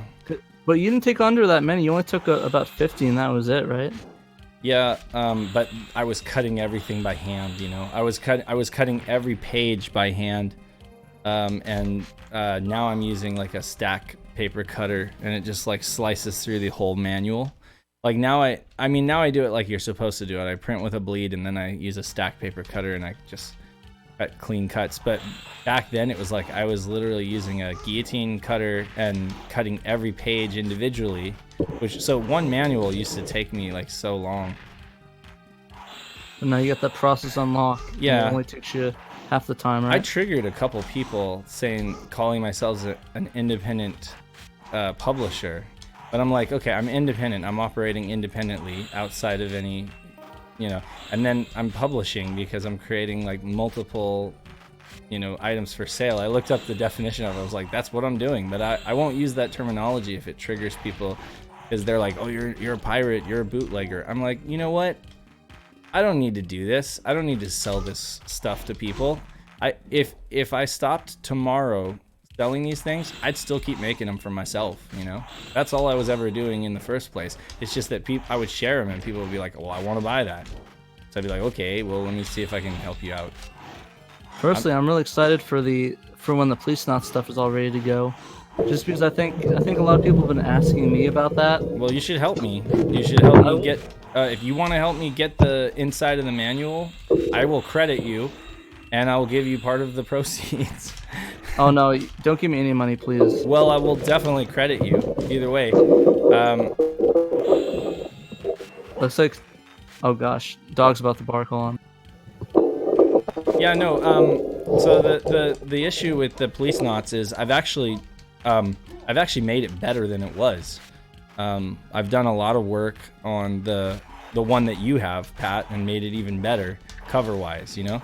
But I still don't have the inside, and it needs to have a proper inside in order for me to get it out to folks. And then that's gonna be a pain in the ass, to be honest with you, because not only is the manual pretty sizable, but it's also 4 discs? How many discs is that?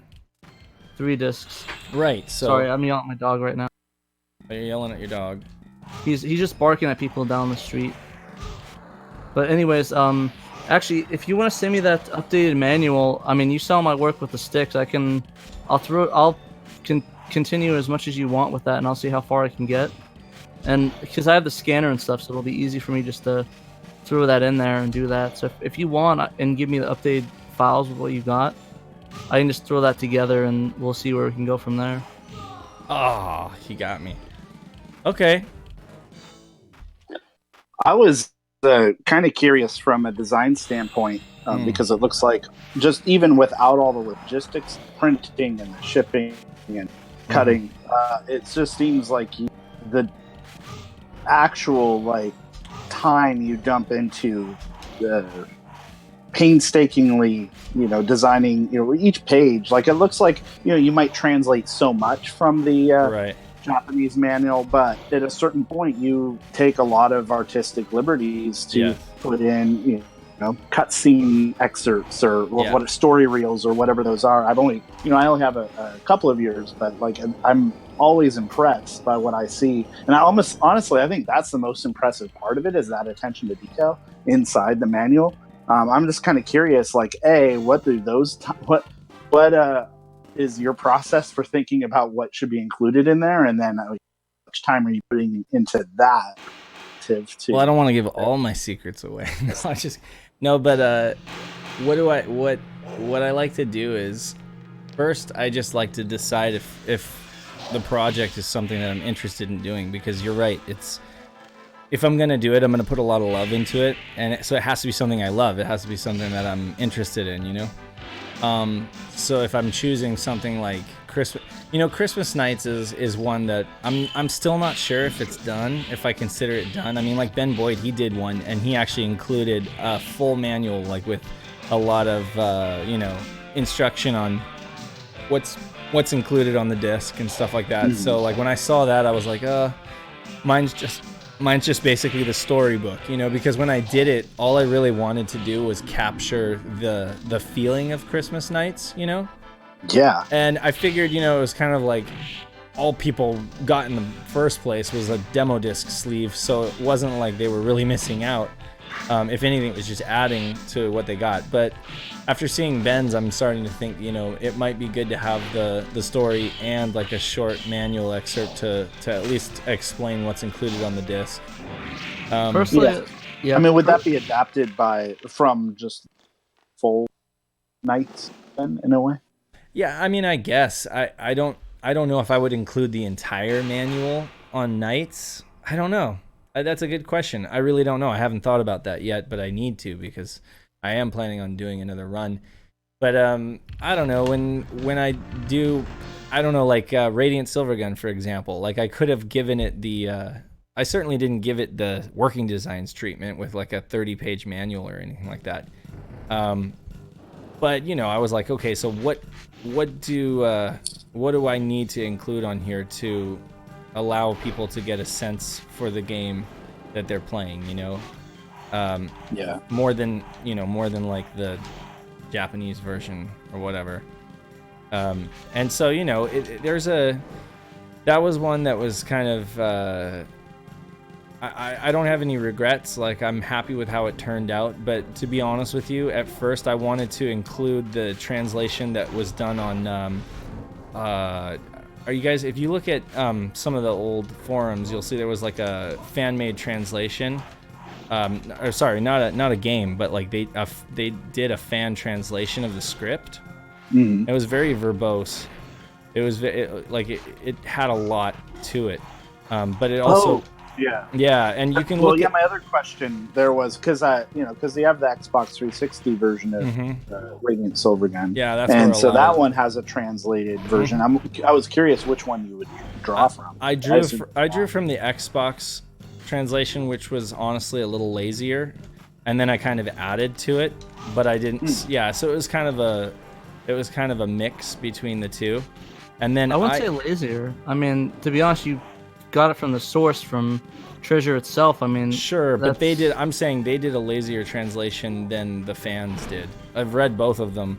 One is like 3 or 4 times longer than the Treasure one. I think they did like a serviceable translation, just to kind of give you a gist. But you know, there's context and humor. It's more like a transliteration than a localization, if you know what I mean. Yeah. So you know, but again, like, I didn't want this manual to take forever to get out, you know.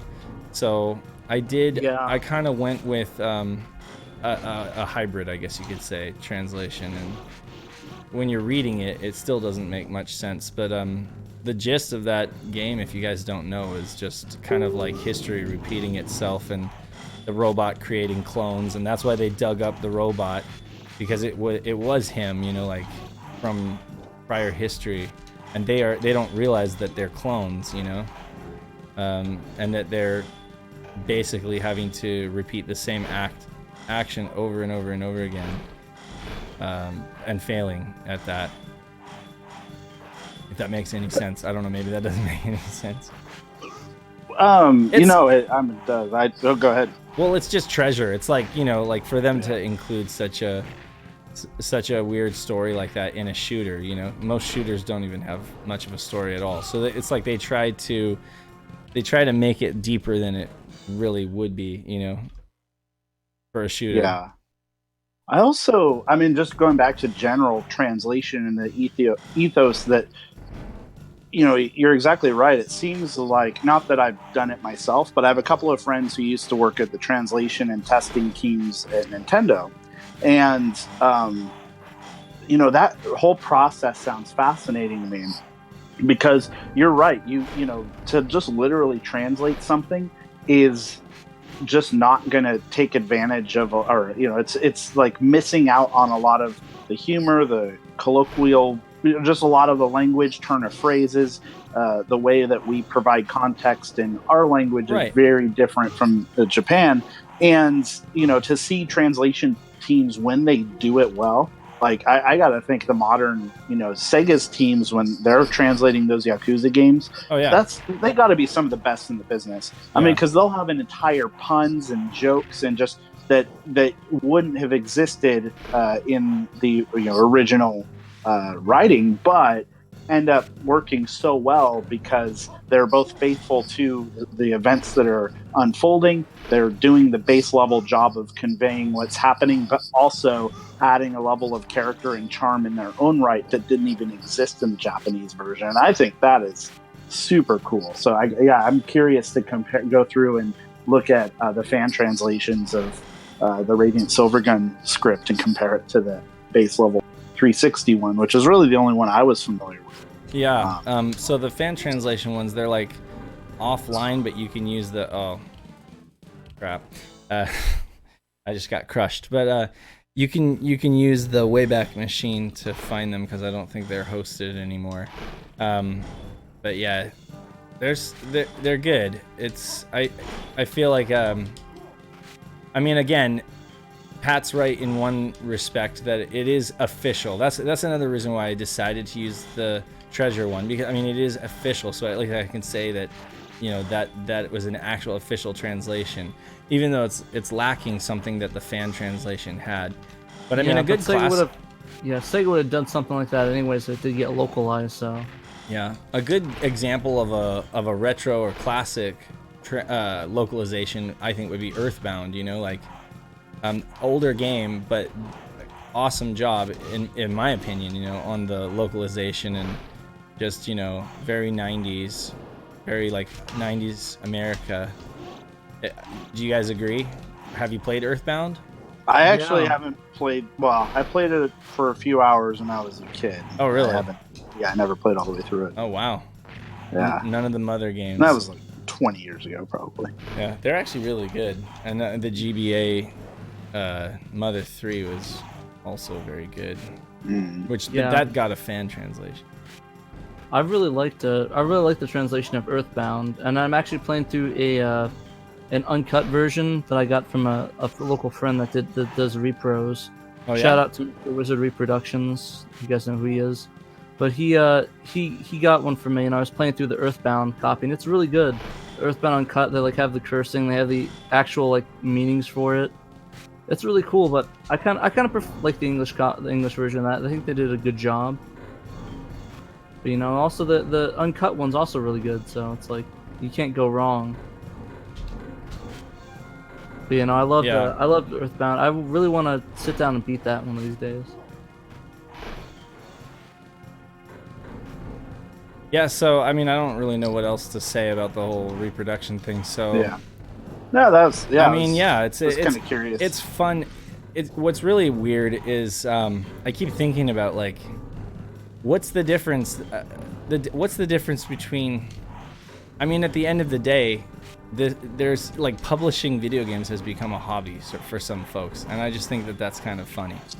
Because I never thought, and that's all I meant by that post is, you know, whether or not I have permission, whether or not it's official, you know what I'm saying?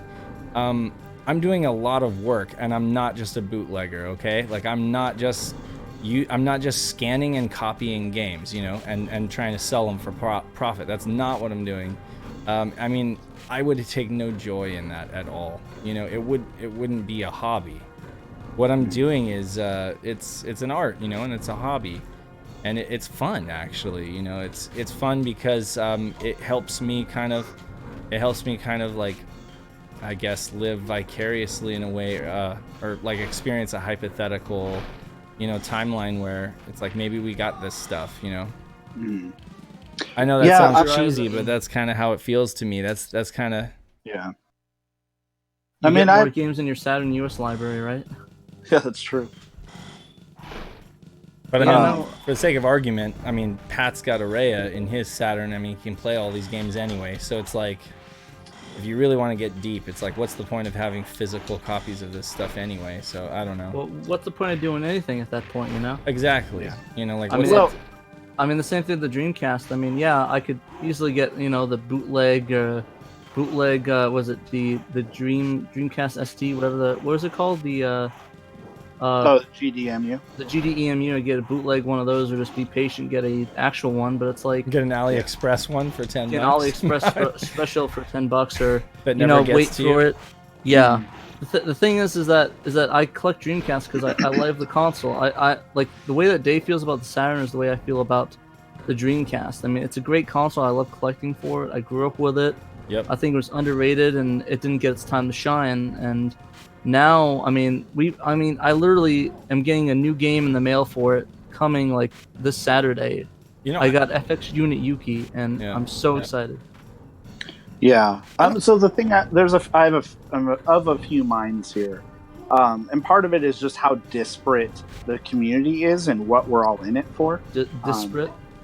Well, yeah. I mean, how many word. different reasons people are. Yeah. I mean, there's just an eclectic mix of reasons someone would engage in this hobby, right? Some people are in it to just play and explore the games. I want to relive my childhood, or I want to play all these games that I never had a chance to. The material aspect of it, who gives a shit? That's not my, you know, I just want to play. That's like just Raspberry Pi, bro. Right? Yeah. But then you got people who, you know, want to have the tangible items. Either they want to collect entire sets or entire, you know, variations sets, or they just want to have a carefully curated shelf of games that they can display, of games that mean a lot to them. And you know, somewhere in between, I think, is this idea that, you know, I don't think we're locked into either of those perspectives, and there's plenty of space for us to explore. Well, what is, you know, what is something we can create in the here and now that pays homage to, you know, maybe the that kind of the material, the packaging, that aesthetic. Like, you know, we can preserve that and create new interpretations of that today. So, you know, we're not reliant on all of these, you know, 20, 30-year-old discs and manuals and all of, you know, that supply, which is, you know, going to dry up at a certain point. And so I really am intrigued by this space of, well, what happens when we let independent, and if, you know, if Sega's not going to be reprinting, you know, Sega or Saturn games or Dreamcast games, it's like, what happens when we just let the community fill in that gap and continue to engage people in that regard? And I don't know, I love the idea that the fact that you're doing it, and Ben Boyd, and I just love seeing fan projects that come out that speak to this, and even beyond that. And Pat, we talked about this a little bit in our last podcast, but the idea of beyond collector's editions that are officially sanctioned the developer or publisher, it's like, well, what happens when we let artists create their own, whatever posters or paintings or sculptures or other just knickknacks or other like very obscure, I guess, ways to pay homage to these games that we all love. I mean, or $1,500 watch. It's exactly. Just like, why does it make some people upset that I'm doing this? Like, I get it. They think that I'm a bootlegger, or they think that. Why does it make them upset? Are they worried that like their Japanese copy of Radiant Silvergun will be worth less? Is that what's causing them, stress or something? Like, I don't get it personally. Yeah. What's causing them anger? I think they were worried about the way that you were describing it. Like you're calling yourself a so-called independent publisher for it. But let's talk about that. Let's talk about the nomenclature. Like, what does it mean? What does it mean to be a publisher? Well, I think the way that you worded it, people thought that you meant, oh yeah, well, I'm publishing for this console. I'm like, I didn't say I was a licensed independent. I get you. I said I was independent. You can't get more independent than what I'm doing. Yeah, but I get it. It's like, Yeah, and then you get into the nomenclature of independent publisher, as in you're making games like the guys that the Josh Prod guys that are making. I didn't mean to do that. So Josh Prod or limited run and distribution. Yes, yeah, and people are thinking maybe you're sort of insinuating that, but I just think that there's not really a better word to describe it. I guess reproduction. Well, so here's the thing. Facebook, they have you categorize your page, right? Like, what are you, right? There is no option for bootlegger or reproduction artist, but there is an option for game publisher. And I was like, that's basically what I'm doing. I'm printing out hundreds of these things and shipping them out, and every single one has to be exactly the same. I've shredded a million of them. Don't even. I've shredded stuff that people would sell on Etsy in a heartbeat. I have a blims or a blemishes pile that I will probably like offer as like a prize or something like that, or a free giveaway at some point.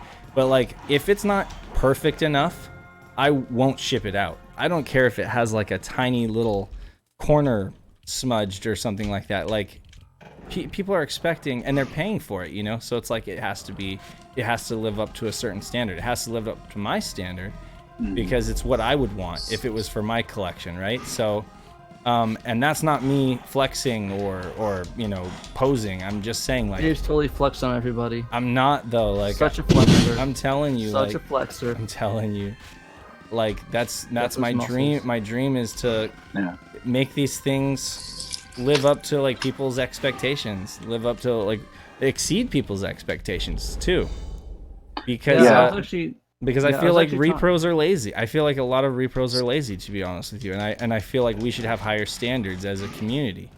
We should. I mean, that's the reason why you have a giant wait list while people are trying to hawk on Etsy. And here's a question for you: At what point does it become like not really a repro anymore? I guess at that point you'd be pressing the discs, which is now there's like these Hong Kong silvers that are coming out, so it's like they're pressed. They don't have the wobble though, they won't boot without a they won't boot without a mod chip or whatever, or without the swap trick, but or a action replay. It's just they're gray area. I feel like there's just so much gray area. Yeah, and just taking that a step further, even beyond just the idea of a gray area, I think it always has to exist, right? Because that's how people come up into the system to do it legitimately. I mean, look at Christian White. Yeah. I mean, on the development side, like, sometimes you have to hone that craft in outside of legitimate, quote unquote, arenas, right? And by the time you get to the point where you are able to show that you have a product of value that is incredibly marketable, then other people take notice, including Sega, an official notice, and it's like, oh yeah, if people are willing to go through this this amount of effort and dedicate their craft to really carrying on this legacy in a way that we couldn't even do. Like, why not take advantage of that in the community when you see it? So, and I mean, for anybody who's wondering what my motives are, I mean, I will be completely honest with you. I started doing this for myself. I started doing it as a hobby because I enjoy it. And I mean, even if I were to get like a cease and desist from Sega, stop doing this, stop selling these, I'd stop selling them in a heartbeat. I don't care. That's not why I'm doing it. I'm selling them because people are begging me for them. But I'm doing it because, and I will keep doing it. I'll keep making these for my own personal collection. It'll be sad if I'm sharing them and I can't, you know, there's absolutely no way that I can allow people to buy them. I mean, at that point, you know what? If I got like I don't know. At that point, it's like, what's that going to do to the entire community, though? You know, what's that going to do to the entire like repro scene? The things I don't really see you as selling them, because it feels more like you're doing a commission for somebody. Well, like, I definitely don't keep a storefront for that reason, because I don't want to, you know. And I know a lot of artists that do it where they do commission work, like plushies and stuff. I think I talked to Brian about this, right? About the whole plushie thing. Maybe that was somebody else, but yeah, no, they'd have them do plushies of these official shows, but they commission them to do it. So I kind of feel like that's sort of what you're doing per se, is somebody's asking you, hey, could you make me this thing? Okay, here you go. Yeah. And it's not like you have a storefront and you're making tons of money off it. You're just doing a commission for them. Well, I mean, you know, artwork. To be fair, I'm interested in transparency, and to be fair, like, it's really actually been a huge blessing, because it came at like just the right time in my life, where my wife's not working, and it actually has helped a lot with just helping supplement. But it's not something, I don't know if it's something that I can sustain, you know. I'll try, you know. But my wife, she's got a job interview next week, and she's looking to work at General Atomics, so she's still pursuing the electrical engineer thing, and I knew that she would be going back to work. So I don't know, you know, like, I have to balance work and family and hobbies and stuff like that. So it's really hard for me to meet demand. And I guess you could say in that way, I'm not like a regular publisher, because I can't meet demand consistently. You know, I can meet demand semi-consistently. Personally, what I would do is I would just get rid of the list entirely and not have to worry about that, and just do the random drops like you were doing. Right. Yeah, well, I was thinking about that, but a lot of people, I did a poll, and a lot of people were like, no, absolutely, we want to keep the list, you know? Doing everything in a random drop would be so much less stressful for me. I would just do it. And people would get... Yeah. I mean, yeah, people get angry, but I mean, they gotta understand that's the way it's gonna go. Do they want a cool commission from you, or... Because, like, your time is valuable. Yeah. You can't, like, sit there. The truth is, like, doing a random drop, it would be random, right? But that means anybody would have a chance. Anybody literally would have a chance at being one of the people to grab one without having to sit on a list for so long. And I mean, like I've told you, I don't do pre-orders. I won't take people's money if I don't have something to ship them. I'm not a Kickstarter. I'm not a Indiegogo. I'm not going to take your money if I don't have something to give you, because honestly, you don't want me sitting on your money. You want to go, like, buy great games while, you know, that you could actually play now, you know? Yeah. So I have 2 points on this. Go ahead. Well, so I mean, I think one of them is the economic. I think there's a thread that you've pulled with this that has unraveled an entire, or at least revealed an entire base of people that absolutely want this. And so that, you know, it's pretty amazing to me to see how much demand there is, and how many people, like, truly are like, oh, I want to be on the list. I want to, you know, and that, I think, is insane. And you were able to scale that in some way. You know, I don't know what that structure would look like, or at what point it would cease to be fun. But, you know, it is kind of fascinating to just see that kind of unfold right in front of us. The other aspect of this at least with random drops. I mean, this is also, it's another challenge is that this is an international community, right? And so there's not going to be one time that's going to be advantageous for everybody. Oh yeah, equally. Yeah. And then also like people who have, who work nights or work 9 to 5, like there's just never going to be one miss point. out on it. Exactly. And they're just going to miss out inherently because there's no way they can, get that. So yeah, it's challenging. Like, how do you like do this in a way that makes everybody happy while also, not taking the fun out? Allow me to answer that question. So community contests. Here's the thing. Okay, we'll get to that. Hold that thought, Cam, because that's actually, I hadn't thought about that. But okay, so like this culture, this gaming culture today, we're already used to the concept of waiting on a list for something, right? Sometimes you're waiting until like 2020. You signed up for something in 2017, and you already paid, and you're just waiting to get it until like 2020, right? So like a lot of these gamers are already conditioned to kind of be okay with that, or at least be used to it.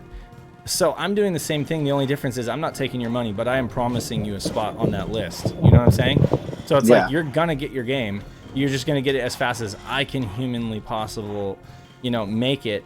And I, of course, like here's the irony. Every new design I add, every new game that I make means that's another game that I have to basically switch between, because what I do to keep this manageable is I do like 10 or maybe 20 of a game, and then I switch over to another game, so like I'm trying to give everything a little bit of love, even Linkle Liver, which was like the first one, and it's like I feel like it's like some people honestly, and I'll be honest, some people are like, oh, cancel my order. I've had enough time to like think it over. Kind of like they either really want it or they wanted it at the moment of the drop, and now they're kind of over it. Yeah. Or maybe they burned themselves a copy, or maybe they bought something from Doogie, or they bought something on Etsy. It doesn't matter. And I'm like, that's fine. Just let me know. I don't care one way or another. There's somebody behind you that'll take it. It's just, I have had some folks, but in the meantime, I didn't have to like refund them. I didn't have their money, So the good thing is they were able to go, buy something for the Switch or buy something on the Xbox. Because I firmly believe in, delivering on a product, not taking people's money with the promise of a product. Right. It's just me. Yeah. And between the point you just made, and also when we were talking about the scarcity of like GDMU and Rhea and Phoebe, I mean, those have a unique challenge because there's, I feel like there's a sentiment in the community that's like, this could have so much impact for reducing scarcity for being, or at least Saturn and Dreamcast involvement, or at least enjoyment to begin with. Like if everybody who wanted one of these could get one, that would fundamentally open up all experiences that the community would be, that people participating in it could do at a reasonable cost. And there's tremendous sea change in that potential, or at least potential for sea change. And so, but the problem is that as long as those are independently created, they're never going to be able to fulfill that demand, which kind of opens up opportunities for competitors and clones to come out. And so you kind of see that the economics of that naturally filling themselves if they're not able to scale it in a single operation. I think your case may be a little bit less. I don't think the stakes are as high for that, and I think it's a niche enough and devoted enough like base of people who really want that sentimental material companion to help celebrate their fandom of these games. And I know, like when I'm seeing like you post things, I'm like, oh wow, yeah, Linkle Liver Story, that looks cool. I've never played that game before. It's not really my it's not one of my favorites because I have no real familiarity with it. Right. But certainly Christmas Night, certainly Radiant Silvergun, so it's kind of, and I think people can like pick and choose along those lines, but some people are also collectors and they want anything that they can potentially have. They want that. So well, yeah, for like Pat, it was Police Knots. You know, for Daniel Burton, it's Discworld. He's like, take my money, but he could care less about Radiant Silvergun, or maybe he's already bought, you know, like a simple like Japanese repro of Radiant Silvergun. Like, it's everybody has the game, you know, that's their game, you know.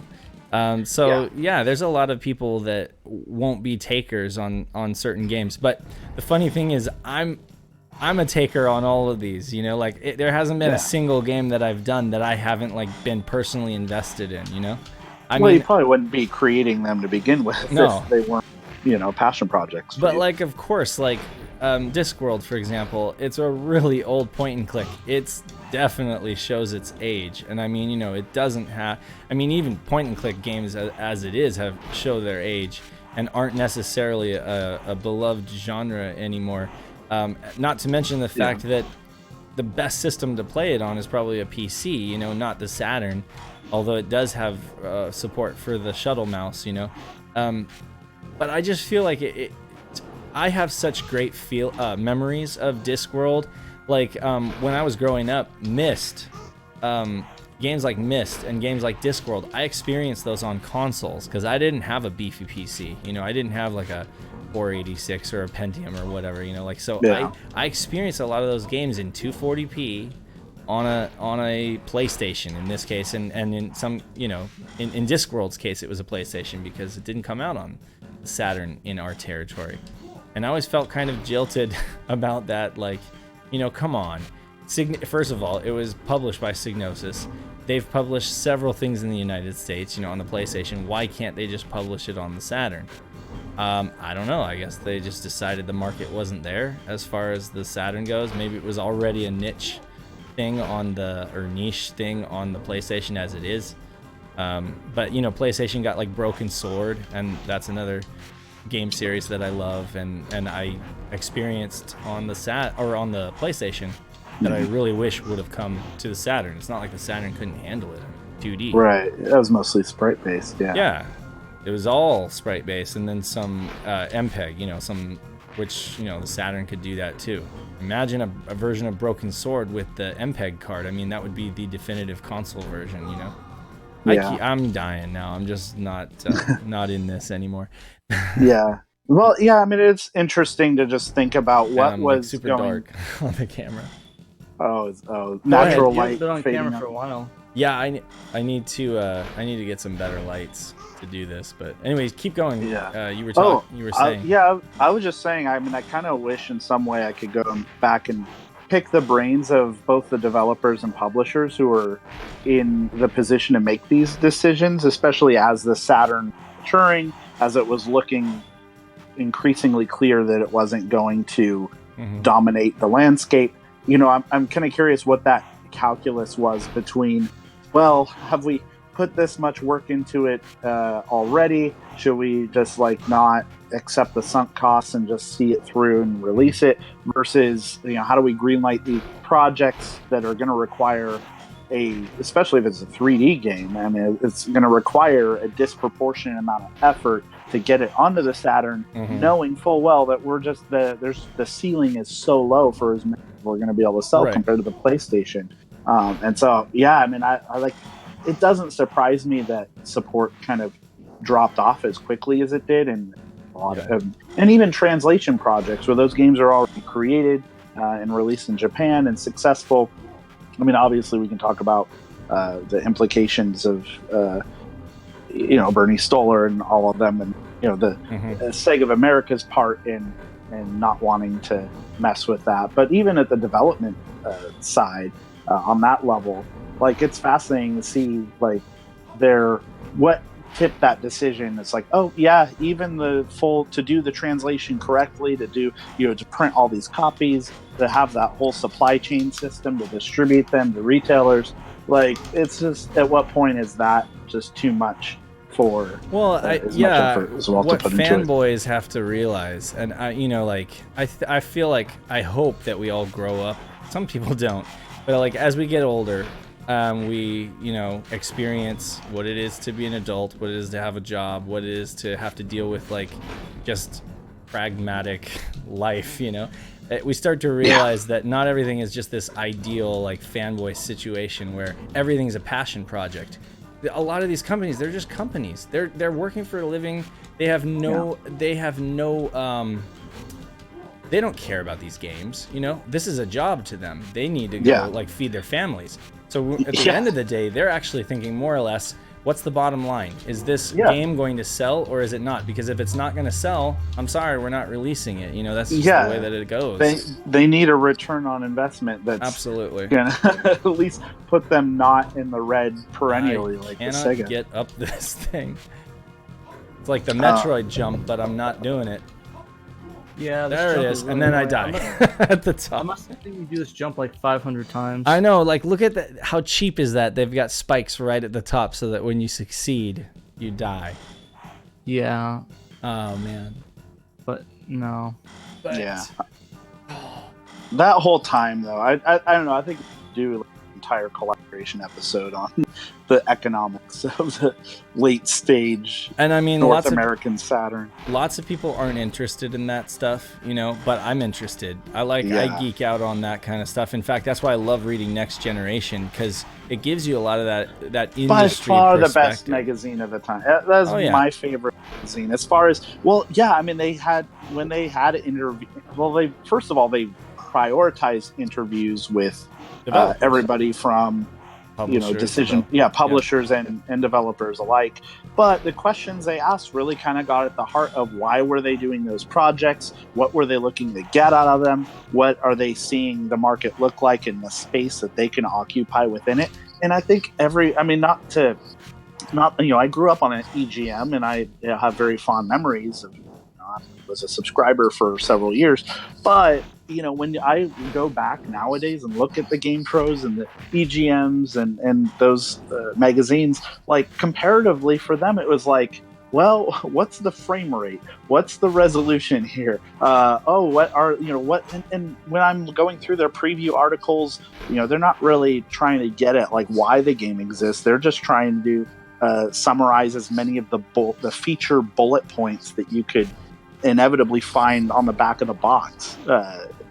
On the consumer side, it's just like, oh, well, that has value, but unless it's paired with a broader context for what that game is and what the developers and publishers were thinking when they were bringing it to market, I don't know if it's really the full picture. And I love going back to old issues of Next Gen and reading some of those articles, because I think they just did a fantastic job covering all those angles. Yeah, and I mean, if you're like doing a video or something, it's like the best resource to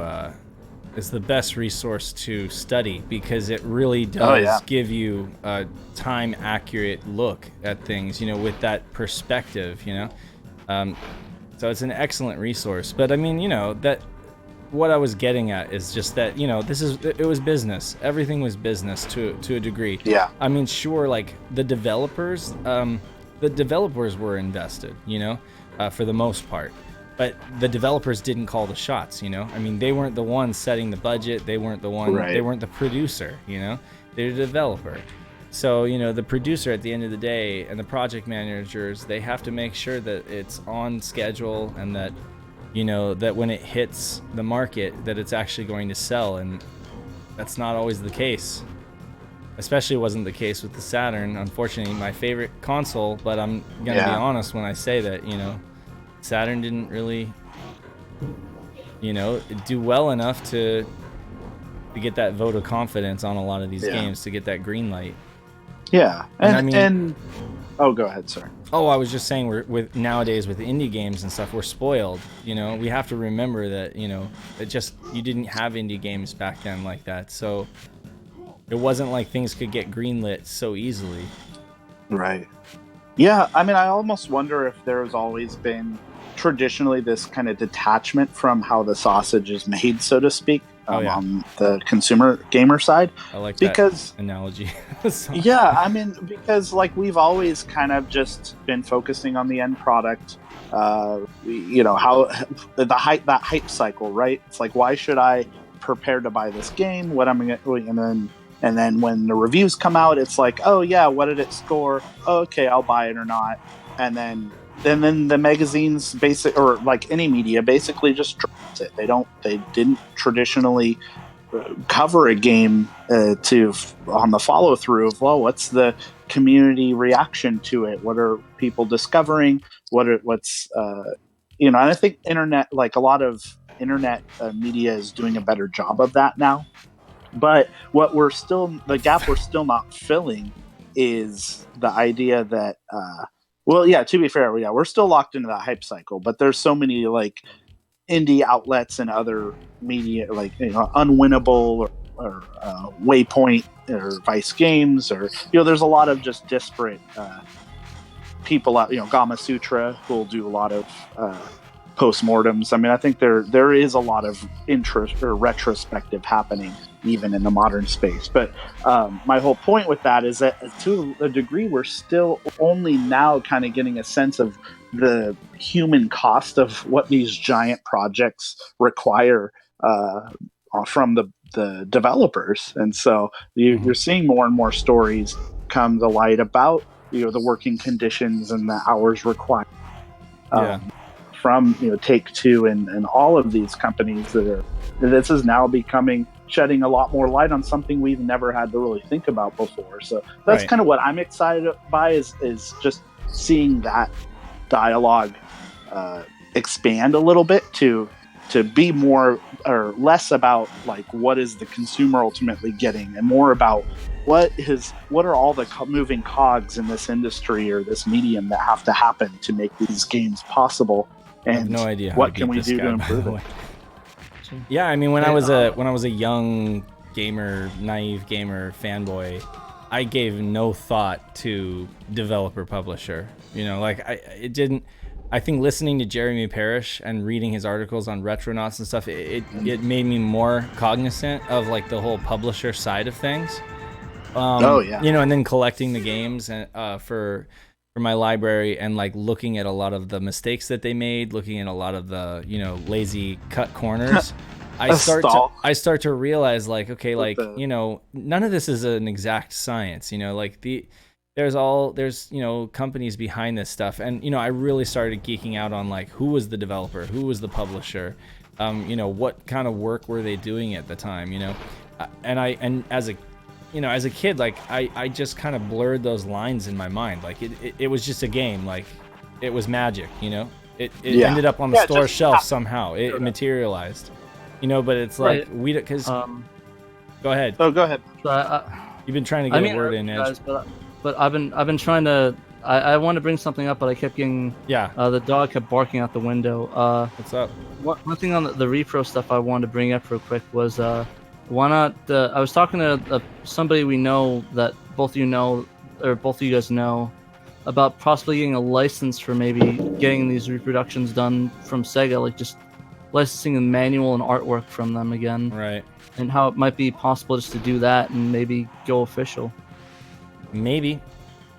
I haven't. I doubt. I mean, if anybody would, Sega. Definitely Nintendo would say no. And Sega's a little bit more open to that kind of stuff, but honestly, I think if they wanted to do it, they would just do it themselves. They wouldn't have some guy like me do it, They did that from they license out their stuff all the time, so it's like, I propose it to them and you have a good plan for everything, you have everything mapped out. I mean, I couldn't see them not like at least listening to you and giving their thoughts on it. Maybe. One thing is Cameron did sound like Cameron had some. Oh yeah. Or not. Sorry. No, I'm just yawning over here. I don't know. Sorry. Oh, okay. Yeah, sorry if we're steamrolling or if we're like taking over conversation. We are. Yeah, I kept trying to hop in. It's like sorry about that. Well, I walked away. No, it was you guys were on a roll. Why break the cycle? Yeah. I kind of cut you guys off. Sorry about that. I just wanted to bring that up. I meant to bring on the other conversation, but the dog kept barking constantly, and I had to keep my mic muted. I was like, I have something I want to bring to it. To answer that or to speak to that, all I can say is this: like, I know that I won't stop doing this. Like I said, I won't stop doing this for myself. to be honest with you though, like I think I would lose a certain amount of control and ability to do things the way I want, you know. And again, like if I have stop. You mean in a hypothetical situation where Sega is like, hey, exactly, you know, no, like there's a mutual benefit if we just let you bring these games back to market. They're not just gonna say, hey, you just keep doing what you're doing, and you know you'll take a small percentage. No, I mean they could just give me a cease and desist. I think is what they're like. At the end of the day, to give anybody to I just would relinquish control. And again, like I'm not trying to, like I never set out to like make a business of this. I'm doing this as a hobby, and I think that's what people misunderstand. I think people see the success that it is, which is kind of an accident. You know, I don't know. I mean, I don't know if I should call it an accident, but they see the success that it is, and they think that like I'm like this masterminding this plan to like rip the community off. You know, I mean, like I say, I could stop doing this tomorrow. Yeah, it's helping me out supplementary, but it's not that big of a deal. Like I make a good wage. I have a good paid job. I'm a business manager, so you know, it's like I would continue to just do this for fun for myself. You know, it's just other people wouldn't benefit from it. They'd see me share it and they'd be like, oh well, that's great. Sure wish I could buy that, but all you do is share or all you do is share the post, but you don't share the actual stuff. And you know, that's exactly what I'm trying to do. It's just that I can't do that for free. I mean, I'd go broke. I have you know, bills to pay and stuff. So yeah, I do have to charge money if I'm going to actually distribute these things. But I didn't ask to do this. People asked me to do it, so I don't know. Yes, I did. Yeah, I think, I just think that maybe, you know, going official, you wouldn't have to worry about all these things about, you know, maybe cease and desist and these other things. I'm not worried about it. I'm not worried about it. You know, that's end of the day. I'm not worried about it. First of all, I don't think it would happen. But second, if it happened, I wouldn't care. Like, okay, well, that was a nice ride. But it wouldn't change the fact that like I'm not doing anything illegal to make these for myself. You know. Just yeah, no, exactly. Yeah. I'm also wondering, just from the community aspect, because you were mentioning earlier, Dave, how there was a little bit of pushback, I think, with one of your latest posts that, well, I changed you know, when you it. called yourself a publisher, right? Yeah, so I edited it to just say I never thought I would end up publishing, because then I'm not calling myself an independent publisher, and I'm not triggering people with that nomenclature, but I'm still publishing regardless. Well, I mean, I think kind of digging in a little deeper than that particular instance, but I mean, I think part of it, and as we were kind of talking over the last few minutes, at least this theme that I think kind of emerges as an overarching part of this is, I think the more, and maybe the onus is on us because we are people who are hosting this community in many ways, between the Junkyard and Shiro. And that is like kind of making it clear that these things don't happen in a vacuum. They don't just appear. That, hey, you know, when some indie developer is making Sonic Z Stream, or when Dave and when Ben Boyd are coming out with new, just things they want to show off, or new prototypes of their art. Like, these aren't just things that just happen. Right, and really giving people more of a story of the work and the time and the energy that goes into these creations, I think might be part of it. And the only reason I really think about that maybe there's a gap there is, and this is true of the retro scene in general, but I mean, look at how much value that people put on the idea of pickups. Because and I think too much of the time it feels like this is a material thing I got. I found it at a garage sale. It's existed. It's always existed. For all I know, it'll always exist. But I got it. It's mine. I'm going to show it off, and then I'm going to put it on my shelf because it goes nicely as part of my collection. Maybe I have a goal. I want to collect more. One of everything, right? But I have no idea what how we to lose beat in that is what we lose in that mindset is just the story that it took for that whole game to exist in the first place, and even our own, like, you know, and I'm guilty of this as anybody. Like, I buy games just on a whim all the time, impulsively, and I know that full well it's unlikely I'll get around to playing them anytime soon, and so part of me, like, I always have to stop myself and be like, what? Why am I doing that? Why I should look into to see, like, at least more about what this game is about. I should at least try playing it, like make a point to play it or to discuss it with other people, at least and broaden my understanding of you know, this thing beyond just what I just acquired from this garage sale, because, you know, I scored a sick I know where you're going with that, where it's like, you know, you're getting these scores, and that's sort of the issue I had, where I would get stuff and it's like,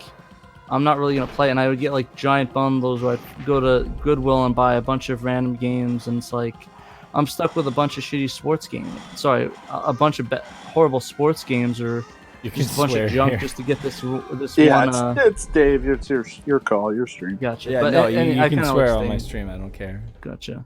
F word. Anyways, F word. The point is that that's why I kind of stopped doing all those pickups, and I really just get what I really want nowadays. So, yeah. like recently, I really wanted Trigger Hard Excella, and I just bought it.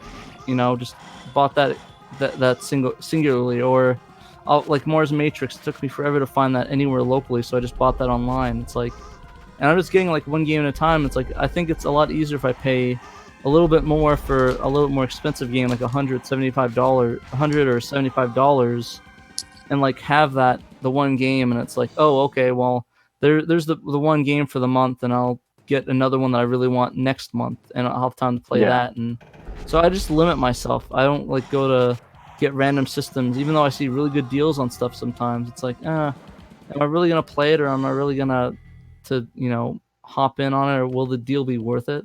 Yeah, and you and I also talked about this last. Oh, go ahead, sir.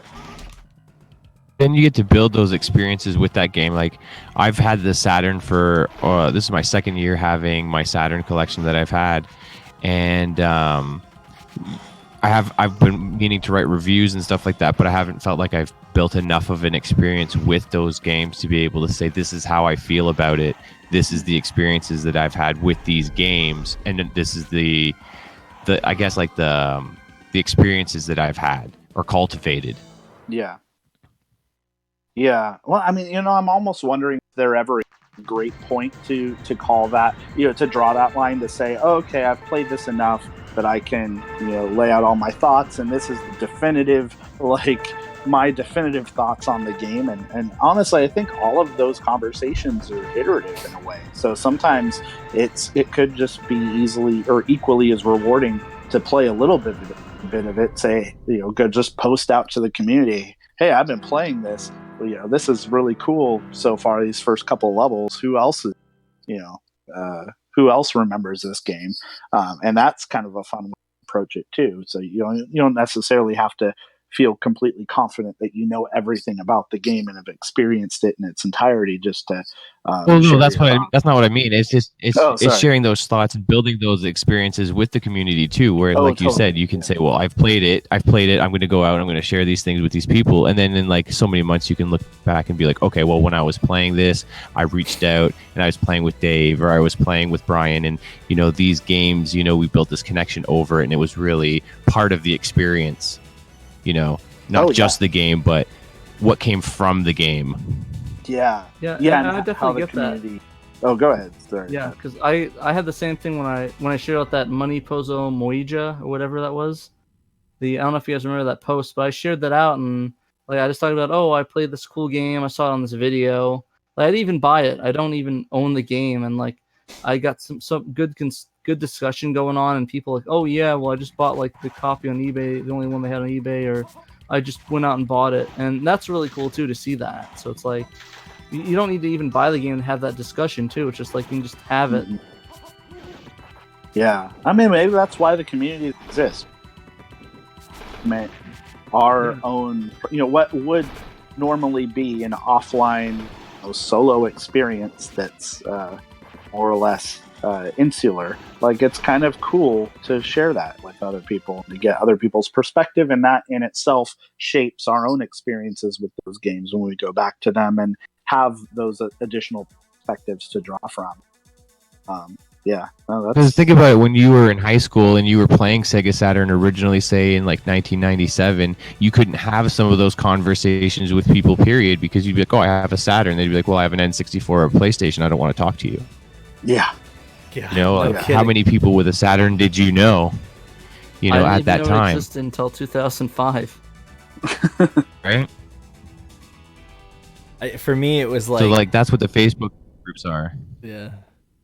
We had a PlayStation.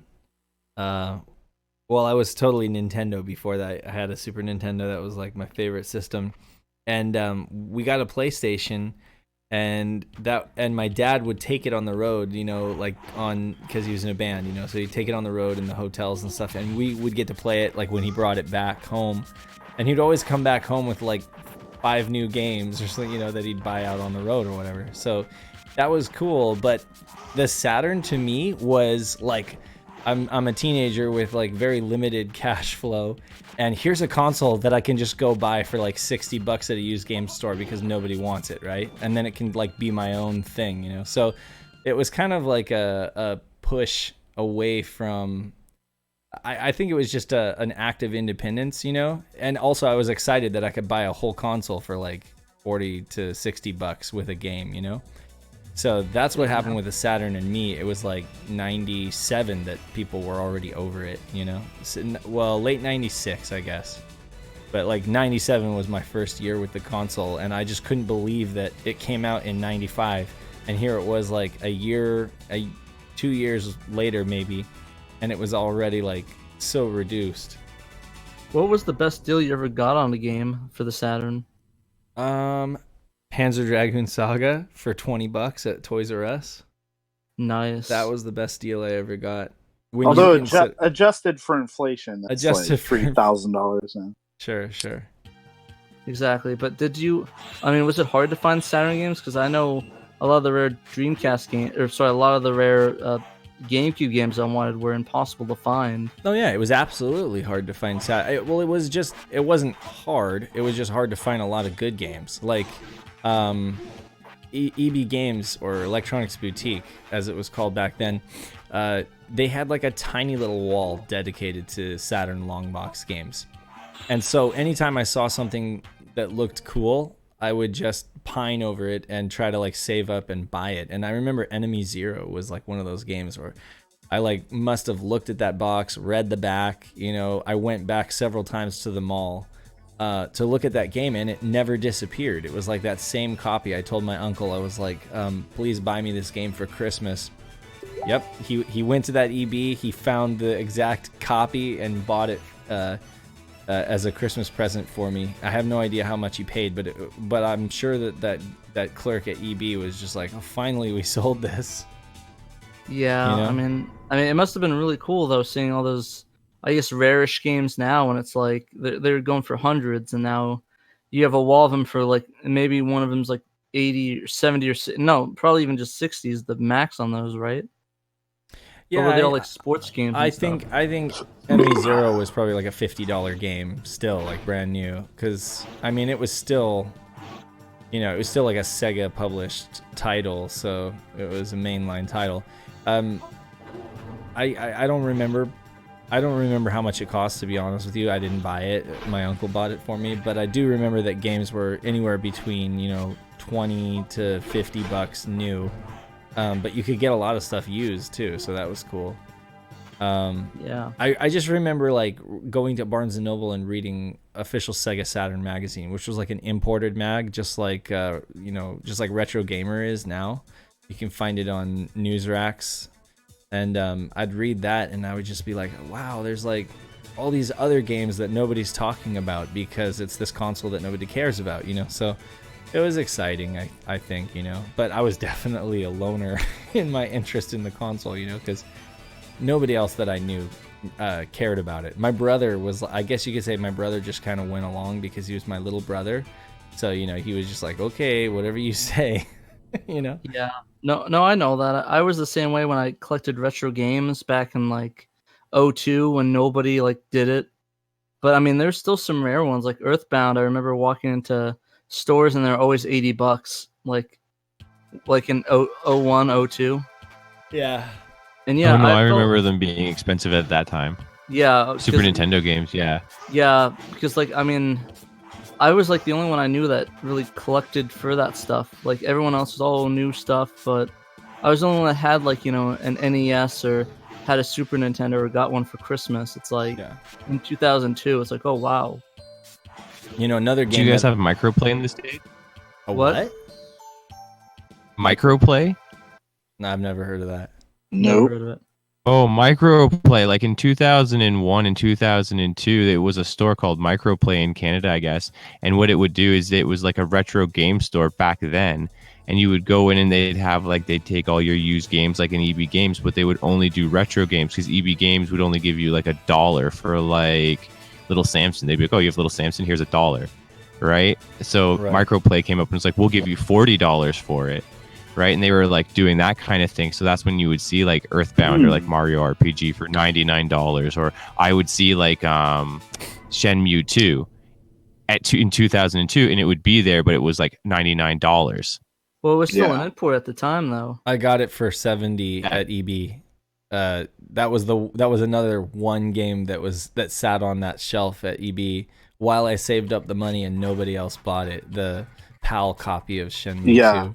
Yeah, Honestly, I don't really feel bad anymore then because I bought mine for 90 like 3 years ago, so I don't really feel that bad anymore for spending that much. Yeah. Yeah, I bought mine. Yeah, I think it was shortly after it came out, and I was. It was right after the Xbox came out too. It was late 2001. I was just really surprised they had Shenmue 2, their PAL version. Yeah. Even though they were like dwindling their Dreamcast supply, Mhm. and so I had a couple of games that I got from my uncle who had he worked on the Xbox launch team, and so he got me several of the launch games for really cheap.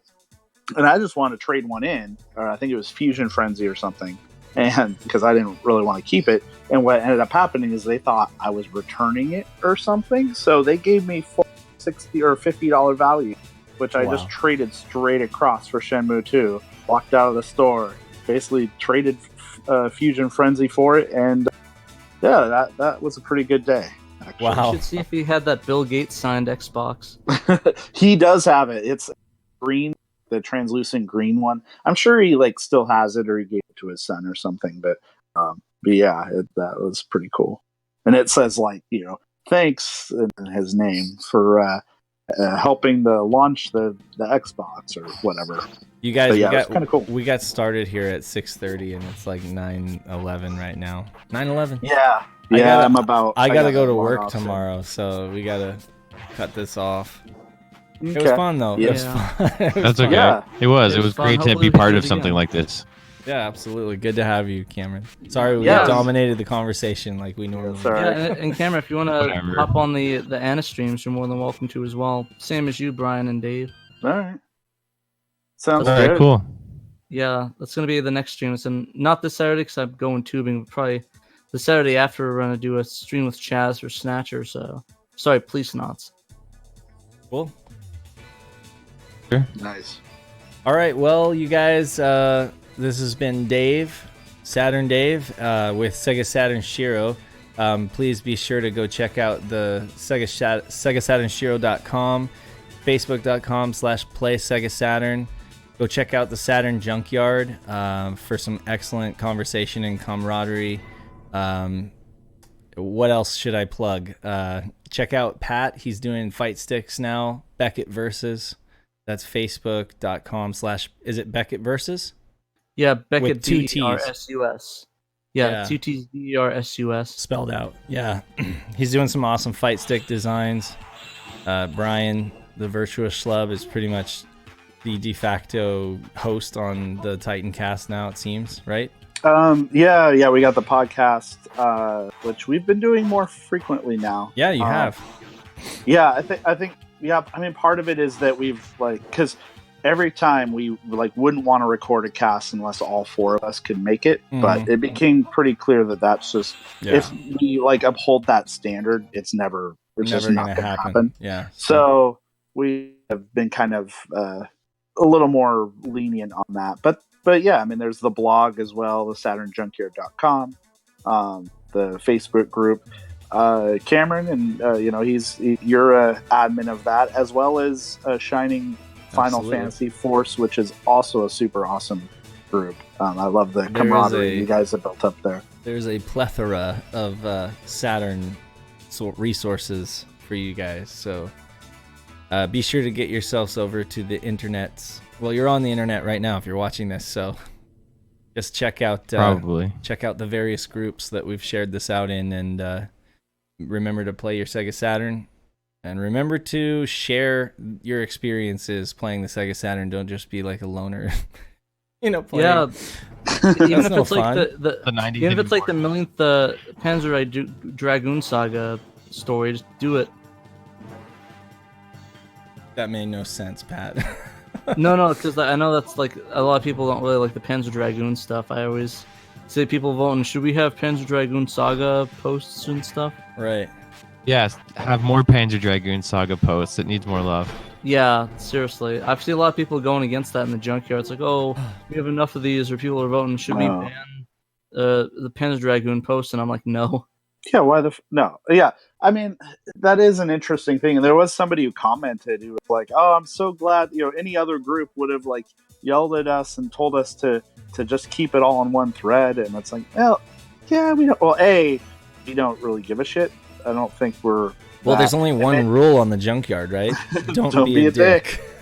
Don't be a dick. Yeah. Don't be a dick. So you kind of have to fail pretty bad. To get banned from the junkyard. I had to watch myself sometimes because I kind of come off like sarcastic and kind of as a dick sometimes at posting, so I gotta watch that. So if I ever seem mean or I say something like really don't filter yourself, Pat. Yeah, I love that about you. You're like my biggest troll. Yeah, I got a feeling I'm not gonna get banned from there unless I do something really stupid. So I don't even know if you could get banned. Like honestly, I don't know if there's anything you could do to get banned unless there was an admin who just didn't know you very well and like they weren't having your shit. Like that could happen. Is there like an admin that doesn't know Shiro? I don't know that. I don't think any of the admins are like new enough at this point, because even Jared and I are like the newest admins, and obviously. Yeah, you should probably keep admin away from me. I just ban everybody, so. Okay, well, I gotta put the ban hammer on this conversation. Oh, jeez. Because I need to go hit the sack so I can go to work. Gotcha. Because I'm a working schlob. All right. Have fun at work. Yeah, it'll be Friday. It's Friday. TGIF. Jinx, you owe me a soda. Damn it! Jinx, you owe me 2 sodas. All right. Well, until next time, you guys. This has been Saturn Dave and the rest of the crew reminding you to play Sega Saturn. Catch you later. Later. And that is. Yeah, that was a fun cast. Sorry. Sorry, I kind of went missing for. That was all right. I just didn't know how it was all gonna work. Yeah. Well, I'm glad you could join, Cameron. That's good talking to you.